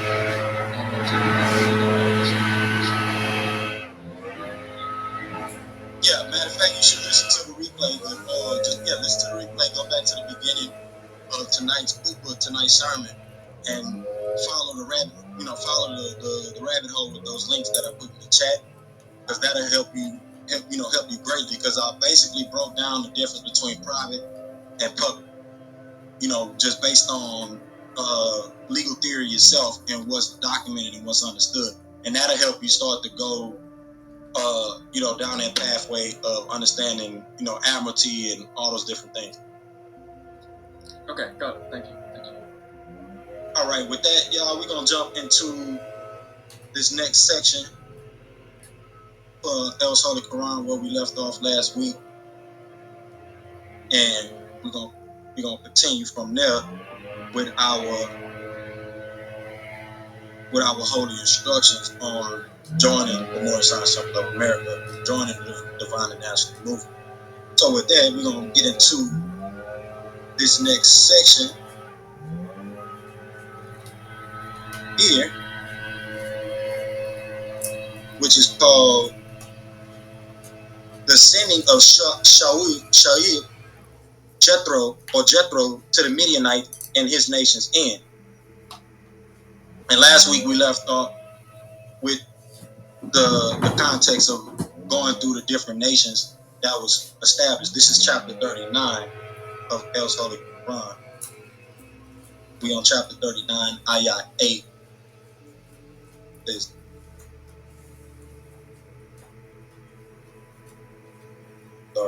chapter 39, ayah 85. So chapter 39, ayah 85 is where we're at. And they changed it from chapter 7. So you should, if you want to follow along reading from the Noble's Holy Quran or the other regular translated versions of the Quran, you can go to chapter 7, which is in its original order is chapter 39. So we actually read through 39 chapters throughout our whole time of coming together reading El's Holy Quran since we got started.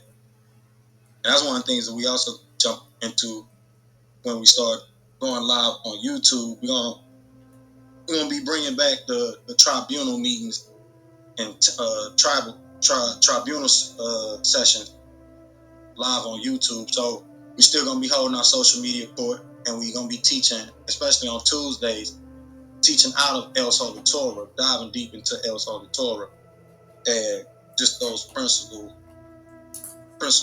information. So let's jump into ayah 85 as it states. And we, the Elohim Anunnaki, sent their brother Shaul, also known as Jethro, to the Midianites. And he, Shaid, said, of my kindred, slave, Allah, for you have no source besides him, the source, Ilah. For indeed it has come unto you clear evidence from your Rab. So therefore give a full measure and full weight, and do not diminish for the Inosight the things which are theirs, and do not cause any mischief in the planet Earth after its brief formation. This is better for you all, if you are indeed of the faithful. And do not squat or sit and wait in the way of all those on the path, threatening and trying to turn Inosight away from the path of the source, Allah. Don't come into the fold of a peaceful environment to turn Inosight out. He who is of the faithful in him, and seeking only to make the right way crooked. And remember when you were a very little amount, and then he multiplied, and look and see how those who cause mischief meet their end. And if there was a party from amongst you all who have faith by that in which I, Muhammad, was sent, and another party of you didn't have any faith, so then wait patiently until the source, Allah, passeth wisdom between us, and he is the best of Hikmah, Hakami, the wise one. There is more than one Hakim. And the wealthy ruler said, those who are big-chested, pouting with pride, from among Shaid's kindred, surely we will make you lead, O Shaid, or Jethro, also those who have faith in you from our village, or will you turn back to our millet or rights? Shaid said, though we have detested and hated it, certainly we will invent a lie, Allah, upon the source, Allah. If we return to your rights after the source, Allah, delivered us from it, and it will not be good for us to return to it, your religion, except that is what Allah wants for us. He is our Rab, and as such is ample in all knowledge of everything. Upon the source, Allah, we put our trust. He is our Rab. He opens a way between us and between our kindred, with the fact beyond any doubt. And you, the source, is the best of those who open ways between Inosites. And the council of the Mala rulers, those who conceal what they know to be the facts of his, Jethro's or Shaid, kindred of Midian, said, if you all follow Shaid or Jethro, then you all will surely be of Al-Kasarim, the losers. So the tremor took control. So they all crouched down in their abode in the early daytime hour. Those who lied on Shaid or Jethro acting if they had not dwelt in it, but the town of Midian, those who called Jethro or Sheik a liar, they are indeed al-Kasarim, the losers. So he, Sheik, turned away from them and said, Oh my kindred, the Midianites, indeed it was me who delivered unto you all a message. His father's Lukeman book of wisdom, Kitab al-Hikmah, sent by my Rab, and gave you all good advice. So how shall I be sorry for a kindred, the Midianites, who conceal what they know to be the facts? Which is the 19 books of the prophet Lukeman from the book of wisdom. And we not he, the Elohim Anunnaki, did not send a Nabi, man of prophecy, Jethro, unto a village, Midian, except that we, the Elohim Anunnaki, took their families through distress and adversity so that perhaps they will humble themselves. Then we, the Elohim, changed the place of the Enocytes of Midian from disagreeableness to agreeableness until they, the Midianites, were wiped out. And they, the Midianites, said, Adversity and happiness has touched our fathers of generation. So we, the Anunnaki, took them unexpectedly, and they did not perceive. And if the family of the villages, the Midianites, had faith and fear and trembled, we not he, the Elohim Anunnaki, would have opened for them a blessing from the sky, a vortex pathway, and the planet Tiamat Earth. But they, the Midianites, lied. So we, the Elohim Anunnaki, took them by way of what they had earned. Do the family of the villages have ensured the faith that our not mine, Elohim's punishment will come to them as an attack by the shadow hour period while they are asleep? Or has faith, the family of the villages, that the Elohim's punishment, will come to them as an attack by the breaking forth of early daytime hour, by Faj and Zur while they are playing? Do they have faith against Allah's plot? So they have no faith against the source's plot. None except the kindred who are the losers.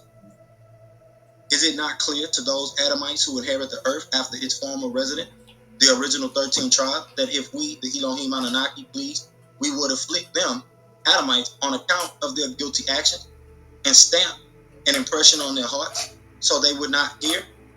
These nations, Egypt or Misraim, Noach's Enocyte, and the Midianite, we, the Elohim Anunnaki, relate upon you, Muhammad, of its news. And indeed, their Rasul, Noah, Abraham, Yithro, Moshe, came to them, the nation, by way of clear evidence, so they would not have faith in what they denied from before. Those people on earth before Adam. As for that, the source, Allah, stamped an impression, a seal on the emotional hearts of those who conceal what they know to be the fact. And we, the Elohim Anunnaki, did not find for most of them, the Midianites, Adim, covenant. And surely we, the Elohim Anunnaki, found that most of them barely are transgressors. So this next section is called the sending of the newsbearer Moshe. And this kind of touches on what we discussed earlier in the Kupa as well. So this next section, the ayats read, Then we not I, the Elohim Anunnaki, raised back to life, Badihim, after them, the Midianite, Moshe, with our sign, verses of the Torah, 5 books of Moshe, Aaron, and Yehoshua, to the Pharaoh of Ramesses II and his rulers. So they became those who became unjust by not accepting the signs. So look, Muhammad, how was the end of the mischief maker? And Moshe said, O Pharaoh, Ramesses II, surely I am a one sent from the Ra, master of the known world. It is a fact on me, Moshe, really, that I do not say or tell things, except the facts about Allah. I, Moshe, just came to you, the Pharaoh, Ramesses II, with clear evidence from your Ra. So send the Bani, Israel, children of Israel, or Jacob, out with me from Egypt. He, the Pharaoh, said, If you, Moshe, have come with a sign, al-Tarat, the Torah, 5 books of Moshe, Aaron, and Yehoshua, then Come forth with it, if you are of the truth one, outside H.I.M, Zodok or Zodokite. So then he, Moshe, cast his rod, then it clearly became a tabard, serpent. And he withdrew his hand, and then it became Badan, white, leprous, as Caucasians, to the onlooker. So this next section is called the Pharaoh and his magicians were defeated. And I just got through talking about this Nagustan or the Thaban, and how it roots from the divination of the Nakash or Nakana, which is the word divination. So is that divination that is connected to the source, right? Or is just all divination all bad? So this next section, ayats read, the rulers of the kindred of Pharaoh, Ramesses II, the Kemet or Kemites, ancient Egyptians, said, surely this is a knowledgeable magician. He, Moshe, wants to drive you, Israelites, out of your land, or Goshen. So what orders do you, the rulers of Pharaoh, the second, give? They, the rulers, chief messengers of Pharaoh, said, delay him, Moshe, and his brother Aaron, and send delegates into cities in Egypt as H.I.M delegation. They, the delegates, will bring to you all the knowledgeable magicians, and the magicians came to Pharaoh, Ramesses II, saying, surely for us is a reward if we are of those who overcome. He, the Pharaoh Ramesses II, said, yes, and surely you, the magicians, are of those who are near to me. They, the magicians, said, oh Moshe, either you throw down your rod, or either we become the throwers of our rod. He, Moshe, said, throw down your rods. So when they, the magicians, threw down their rod, they bewitched the eyes of the Nas, or Enosite, and terrified them. And they came with Azim, supreme magic. And we not heed the Elohim Anunnaki, sent our wahi, inspiration to Moshe, casting down your staff, rod. So when it was done, the staff was transformed into a snake. Surely it, the staff of Moshe, will devour the rod, that which they, the magicians, demonstrated as lie. So the facts was confirmed and ignored what they, the magicians, had been doing. So they, the magicians, were defeated with embarrassment at the point, and they went back humiliated. And the magicians threw themselves down, sajadin, prostrated. They, the magicians, said, we have faith by way of the Ra, of all the known world, the master of Moshe and Aaron. The Pharaoh, Ramesses II, said, you have faith in him even before I have given you all the magicians permission? Surely this is a plot that you, the magicians, have plotted in the city of Goshen in order to drive out its Enosite, the Israelite. So you will now know my Pharaoh's punishment.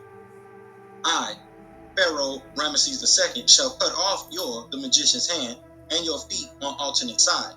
Then I shall Salabinanicum, crucify you all together. They, the magicians, said, surely to our Ra we will return, and you do not take revenge on us, except that we have faith by way of the signs of our Ra. When they, the signs, came to us, oh, our Ra, pour out upon us patience and cause us to die as ones of peace. So this next section is called Pharaoh's persecution of the Israelites. And the ayats read, and the rulers, chief council of the Enosites of Pharaoh, Ramesses II, said, would you leave Moshe and his kindred to cause mischief in Al-Ard, the planet Tiamat, earth? Spread his teachings and forsake you and your source, Allah, Al-Hataka. He said, we will kill Abna'ahum, all their sons, and spare their Enosite women, and we will be overpowering over them, Israelite. Moshe said to his kindred, the Jacobite or the Israelite, seek help in Allah and have patience, for surely the planet Earth belongs to the source, Allah. He, not we, bestows it for an inheritance to whom he pleases of his slaves, and the end is for those who tremble at the mention. They, the Israelites, said, we were persecuted before you, Moshe, came to us, the Israelite, and after you, Moshe, have come. He, Moshe, said, perhaps your Rab will destroy your enemy and will yastaf kalafkum, appoint you caliphs, successors, left behind in the planet Earth, make you its ruler. So he will see how you will work or behave. So this next section is called Pharaoh's descendants persecuted. Plagues invade Egypt. Israelites saved. So let me see how long. Like I said, this is a long chapter, y'all. We're gonna be probably in this chapter for a couple, probably one. I'm gonna say one more week. We should be able to read through this last chapter, the last part of the chapter. I said this was one of the long chapters.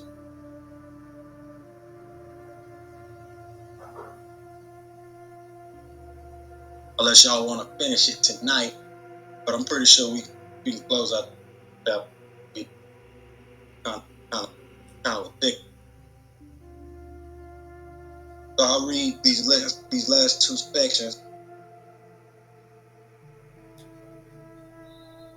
That way we can close out in that chapter 40.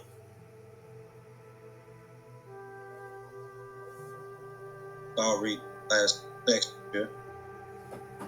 So the ayahs for this section: Pharaoh's descendants persecuted, plagues invade Egypt, Israelites saved. And indeed, we not he. The Elohim Anunnaki took the Pharaoh Ramesses II descendants by punishing them by drought and diminution of fruits or famine. Perhaps they will remember their punishment. So when the good came to them, Pharaoh and his rulers, the council of elders, they said, this is for us. But when they are afflicted with disagreeableness, they would blame it on Moshe and those with him, his followers. Surely their misfortune are in the possession of the source, Elah, but most of them do not know. And they, Pharaoh, and the council of elders said, what sign you, Moshe, bring to charm us with? We still won't have faith by way of it. So we, the Elohim Anunnaki, sent upon them Pharaoh and his Inosite, the ancient Kemite, the mystical clan, who are the ancient Egyptians, a flood and the locust, and the lights, and the frogs, and the blood. Their water turned to blood. Clearly explained signs, so they were big-chested, pouting with pride, and they were a kindred committing crime. And when the plague fell upon them, Pharaoh and his Inosite, they said, O Moshe, or Tutmosis the first, call upon your Rab for us, with whom made a covenant with you. If you remove the plague from us, we will have faith in you. We will send the Bani Israel with you. So when we, the Elohim Anunnaki, removed the plague from them, Pharaoh and his Inosite, Misri, and the ancient Kemite, Egyptians, the mystical clan, to give them a term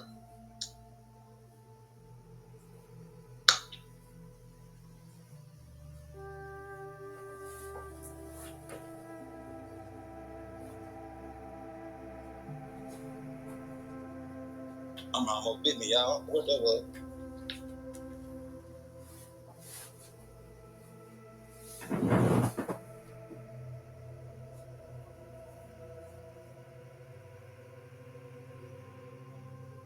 Dang it,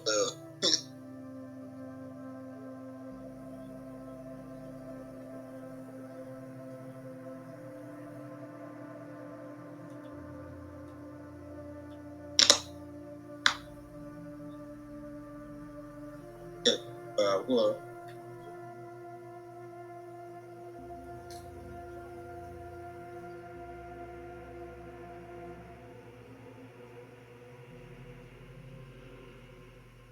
All right, and give them a term which they must reach to do what they had promised. They temporarily broke the promise. So we, the Elohim Anunnaki, took retribution against revenge on them. The Pharaoh and his what they had promised. They temporarily broke the promise. So we, the Elohim Anunnaki, took retribution against revenge on them. The Pharaoh and his messenger, the council of elders, by drowning them in Al-Yam, the Reed Sea, because they denied our not my sign, and they were neglected upon it. And we, not mine, the Elohim bestowed upon them the weak kindred, the Israelites and Jacobite, the inheritance of the planet Earth, of the Mashariq, Eastern, and Magharibaha, its western parts, which we, the Elohim Anunnaki, have blessed it. We have blessed, which we, the Elohim Anunnaki, have blessed it into, and the good words of your Rab came to pass on the children of Israel or Jacob. Because they were patient, and we the Anunnaki destroyed what Pharaoh Ramesses II and his kindred, the ancient Hemite Egyptians, the mystical clan, had made, and what was Yarushum constructed and built.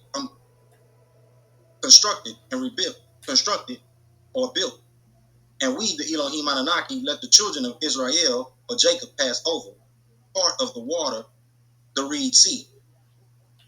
Then they came upon a kindred who were devoted to their Ashnam, idol. They, the children of Israel, said, O Moshe, make for us Allah, deity, Elahan, a sword, as they have Alahatum,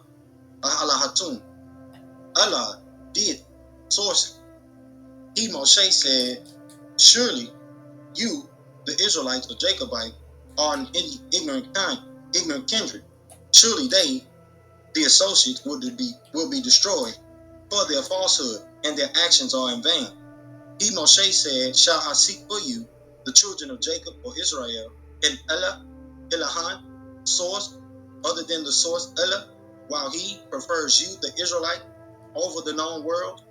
And when we, the Elohim Anunnaki, delivered you from your descendants of the nations of Pharaoh, the Egyptians, who treat you with a wicked punishment, they kill your sons and spare your innocent women, and in that is a trial for you from your Azim, supreme Rob, sustainer. So this is gonna be the last section we read. I don't know what bit me, but something bit the crap out of me.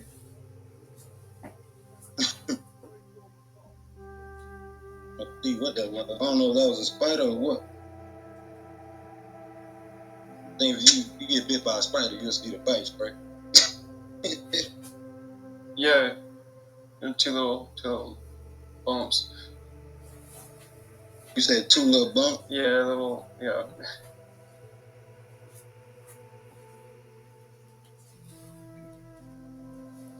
You didn't see what type it was, did you? Brad threw it off. I don't know if that was bad or not. I'm trying to find.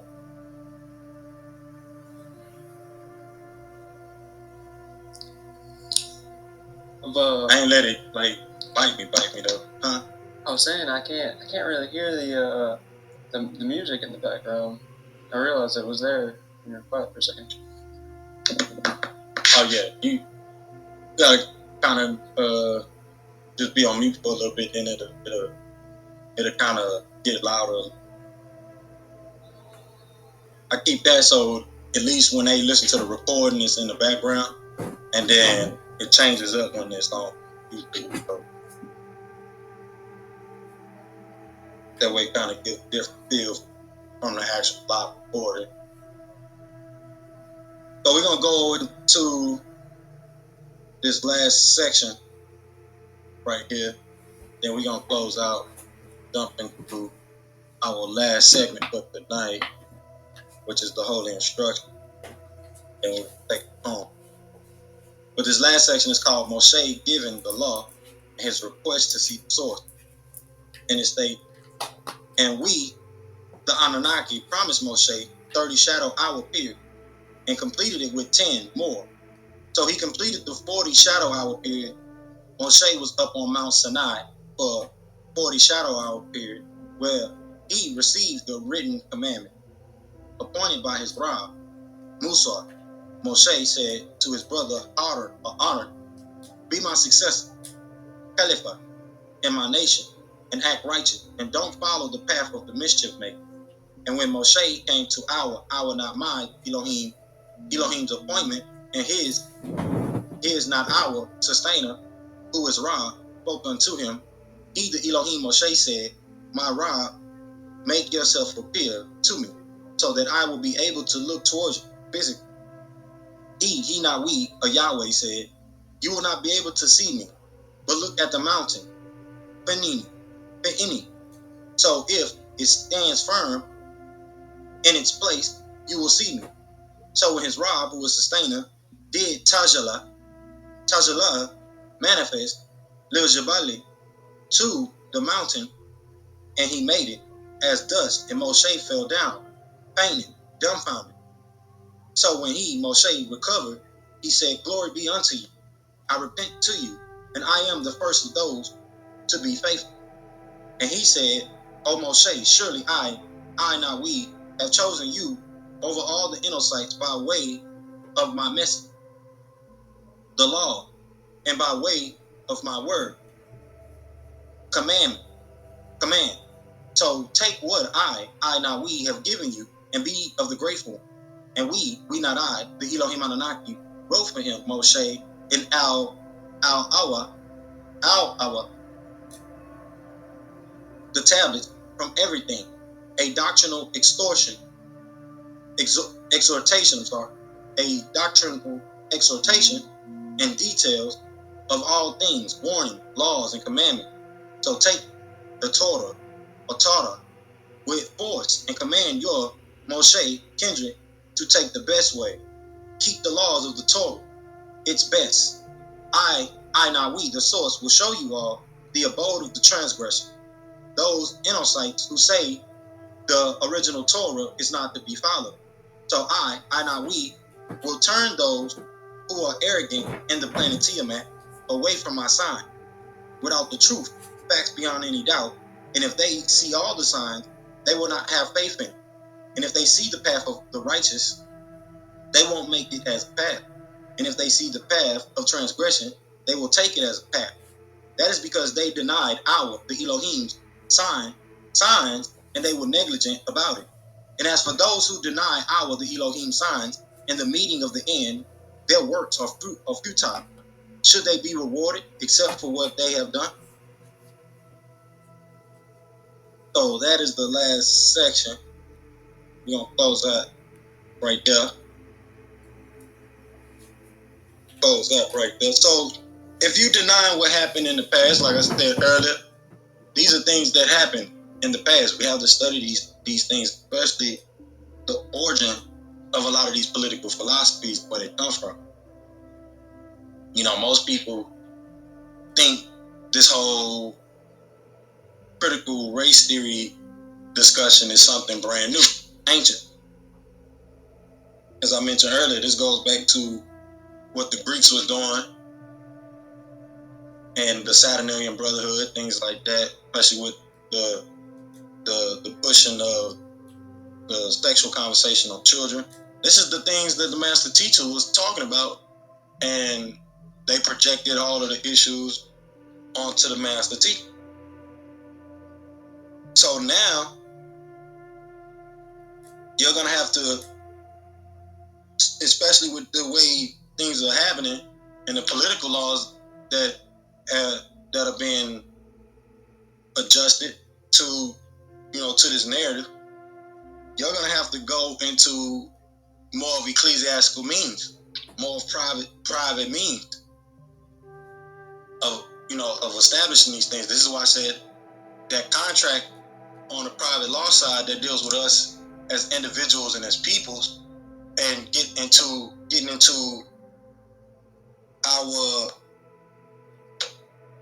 our religious side of things. This is the highest jurisdiction that you can stand on. So we have to make it a point. So with that, we're gonna jump into our holy instruction for tonight. Change the link top of the room and give a quick room reset. Welcome to Branch Temple number 24. World Temple of the Moorish Science Temple of America. We are a global branch temple of the Moorish Science Temple of America. We're teaching our people their nationality and their divine creed that they may learn to love instead of hate. Come link yourself with the family of nations by clicking that block of words at the top. It says World Temple.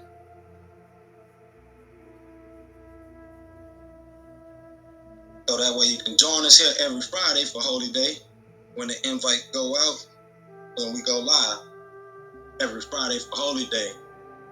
So with that, we're going to jump into these holy instructions. Link at the top of the room.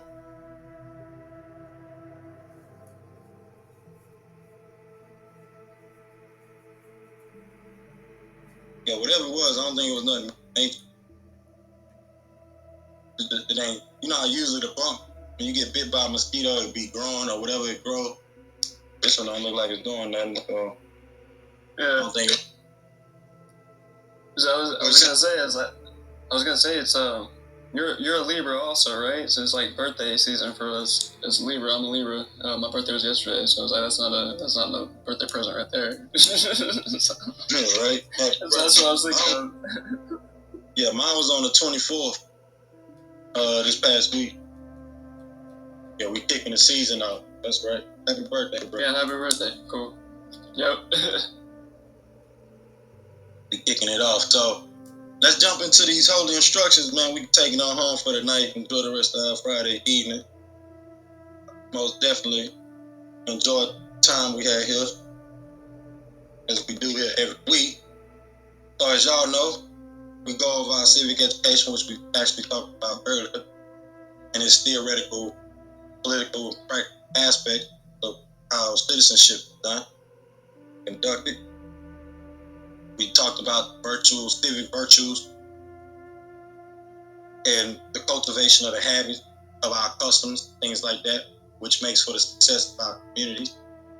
We discussed our civic engagement, which is coming together to talk about these things and have a conversation about them. So let's get into these holy instructions.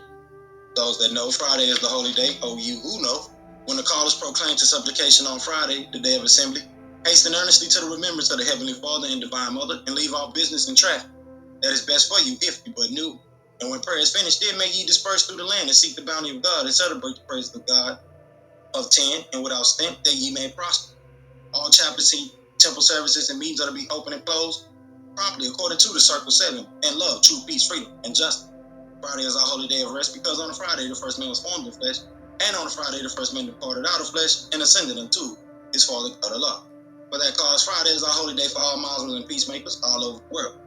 This is according to Act 2 of the Divine Constitution and bylaws by the Prophet Injiyl, which states all temples and subordinate temples are to conduct holy day service every Friday, starting promptly at their respective time and ending promptly at their respective time.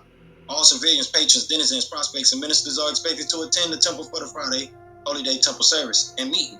On Fridays, the Moorish American, Moorish Asian, and Moorish African Muslims and peacemakers all come together to supplicate and to illustrate that which Allah has blessed them with.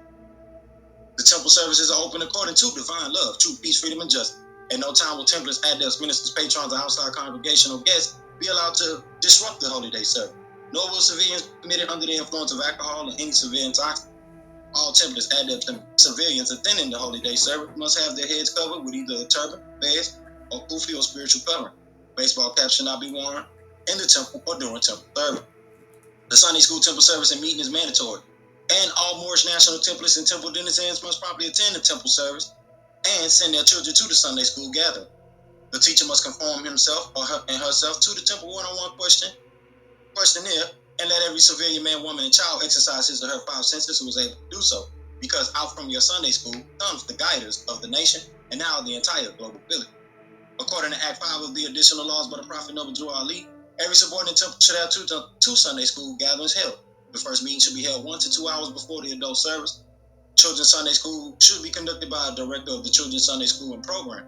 The Sunday School gathering is designed to assist the temple in learning the temple one-on-one questionnaires and developing an understanding of just what the Holy Feet mean and how they are to be applied to our everyday life.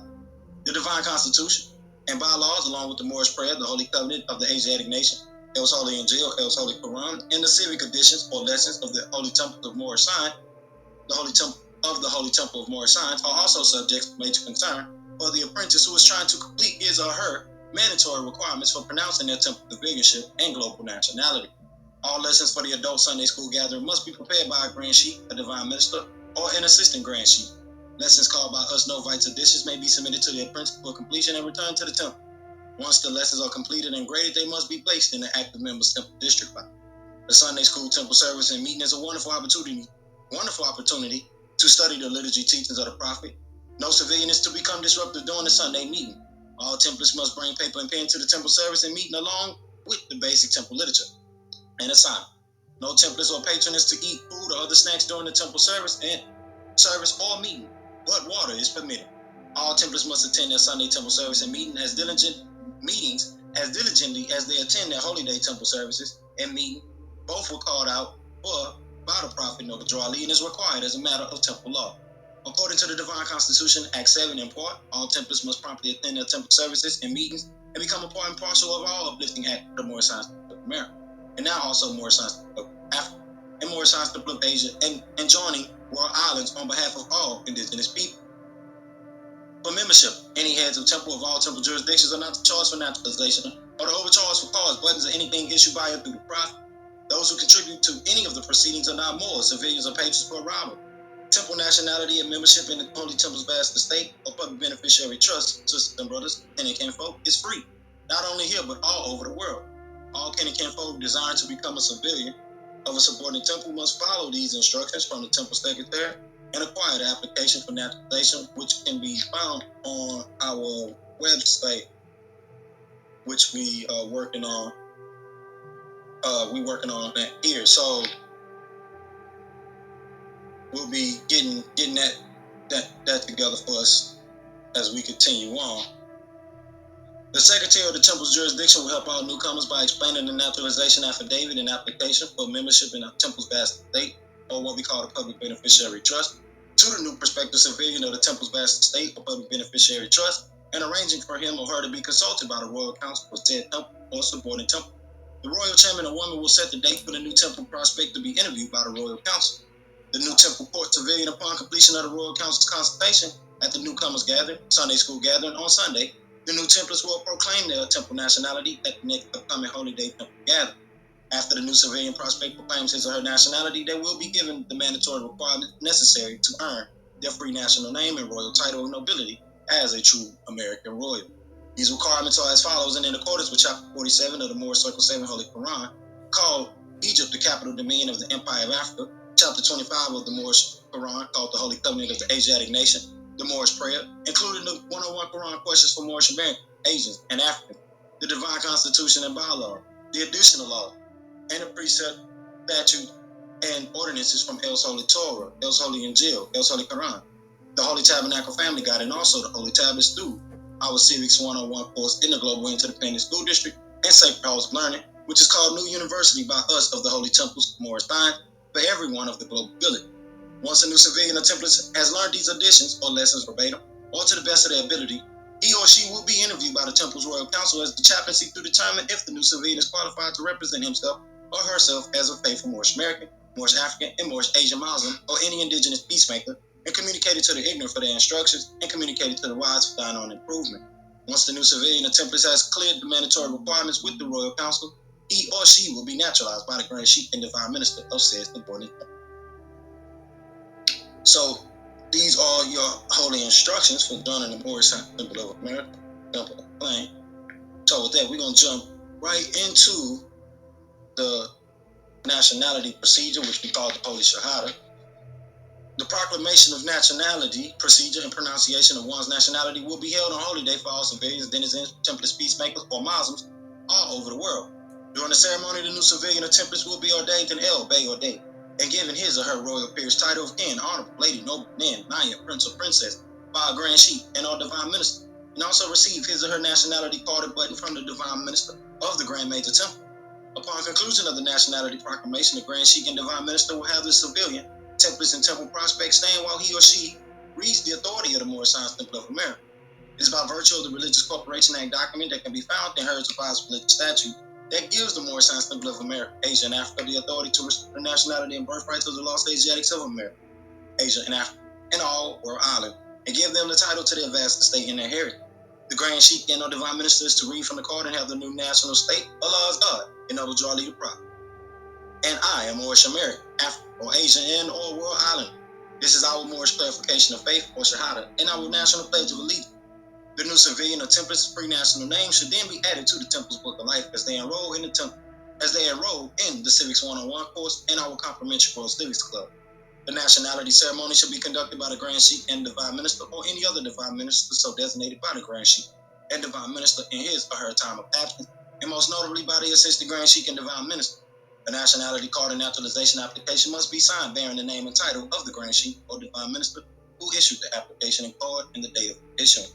The Religious Corporation Act is deemed the Global Interdependent School District and incorporated and chartered Moorish Science Temple of America, Africa, and Asia as a religious trust and theocratic government, established in 1928 on August 20th. This religious trust is the true global trusteeship system for the Holy Family of Nations, forming global nucleus. So that gives y'all a mouthful on this whole, how do I join the Moorish Science Temple of America, and all these questions, things like that that come to mind. So with that, we're going to jump into the mandatory literature, y'all. We're going to take it home for tonight. Y'all could be anywhere in the world, but y'all chose to get with me, Grand Sheik Dr. Lawiy. We're going to keep growing that YouTube channel. Make sure we build our influence. And like I said, promote it. Get it out there. Go cut on one of them meditation sessions. Let it play for about 10 hours. That way we can get these closing hours. And we just need 12 more people to join us. So share the link. Share it with a friend. You know, let them know we almost at monetization. And this is a home to gather and get the work done. Our mission is to uplift all of humanity, simple and plain. And we are a sovereign theocratic government. So our reach is global. Our divine mission is global. And we have the divine and national movement here, starting out here in America. So with that, let's jump into our mandatory literature. We keep it real simple, but the niceness is me and Brother Jonathan. I also want to take the time to give our Chief Blackwood moment of silence, prayer, solidarity. Going through some hard times right now, so we want to make sure we send some love and light to them. And we're going to dump to the list.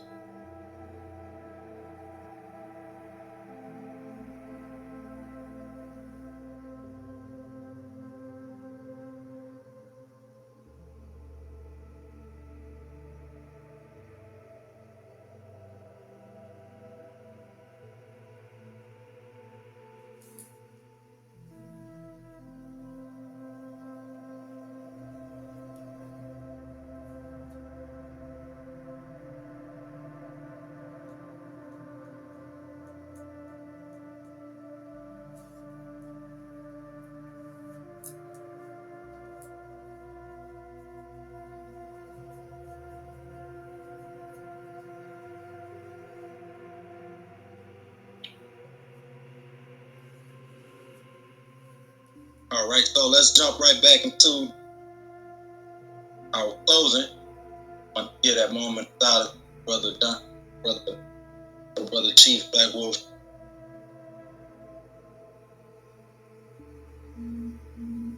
All right, so we're going to start out with reading the warning from the prophet to all the peacemakers of Muslim. Prophet, reading the temple servant. The prophet said, I hereby inform all members that they must end all radical speeches while at work, in their homes, or on the street. We are for peace and not destruction. Stop flashing your card to Europeans and causing confusion. Remember, your card is for your salvation. Failure to obey these orders will be a severe consequence. We are for love, truth, peace, freedom, and justice. And when these principles are violated, justice must then take force. Any member or group of members who hold malicious feelings toward the temple or the prophet or violate the divine covenant of the Moorish movement will receive their reward from Allah for their unjust deed. All true Moors must, in All true Moors will and must obey the laws as laid down to them by their prophet. If they lose confidence in their prophet, they should turn in their card and button, cease wearing their turban and fez, and return to the state without a prophet found. This is a holy and divine movement founded by the prophet Zabuwr, and if the prophet is not right, the temple is not. The prophet, therefore, is sending out the divine plea to all Moorish Americans that they do their part in protecting their prophet and the temple. This is an everlasting movement founded by the prophet through the will of Allah to redeem his people from their sinful way. True peace. With that, y'all, let's get into this last mandatory meeting. This last mandatory message, and we're gonna take it home for the night with the Moorish prayer, and y'all enjoy the rest of y'all eating.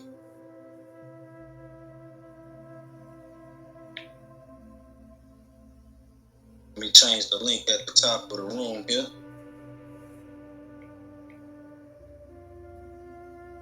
Those that are looking to become active members in the temple.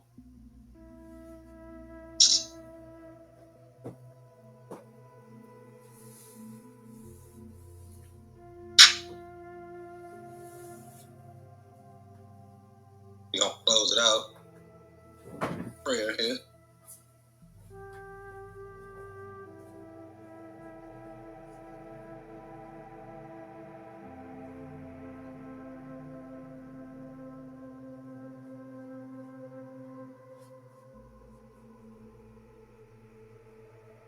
All right, y'all, so close it out with this last mandatory message, last mandatory message from the prophet, be proclaimed in every temple meeting and temple service. The prophet wants us to go over Islam. The prophet said, I'm glad to know that I have a few faithful Moors among you all, and I desire for them to know the truth and the divine truth. There's a host of jealousy about me and the movement now by the same people of outside of the nation that claim that I was only a joke and unreal. But now, since they have found out from the government officials and the nations of the earth that this is the only sole foundation that all Asiatics must depend upon for their earthly salvation as American citizens, they're working every scheme that they can to disqualify me, so they may take charge of the situation. I have notified all these things to you long ago in the past. It is through the faithful Moors that attribute to the movement and uplifting fund. The ones that paid their divine respect to me in the movement will be remembered. That's why I'm calling upon all faithful Moors to increase their faithfulness to me, your prophet, and your divine Moorish movement. I need finance, and I need it badly. Never before have I needed finance so badly as I do at present, so I can shove aside the discord that is facing the nation. It all comes through jealousy because of my fame and nobility. The nations of the world will not recognize the movement without me, the prophet, being head. It has been proven by my work, which I have performed in the past few years. Prophet Zabuwr. All right, y'all, with that, getting the last contributions. Need some time to come off your mic if you want to say something over done. And then if not, we're going to jump right into the prayer and we're going to take it on home.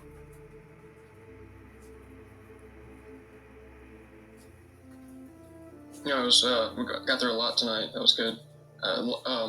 Just gotta take it back home and digest, and I'm gonna listen to the beginning after we end tonight and get that information down. So, thank you. Islam. Allahu Akbar. All right, y'all. So y'all know how it goes. Facing the east, 5 fingers up, 2 fingers up.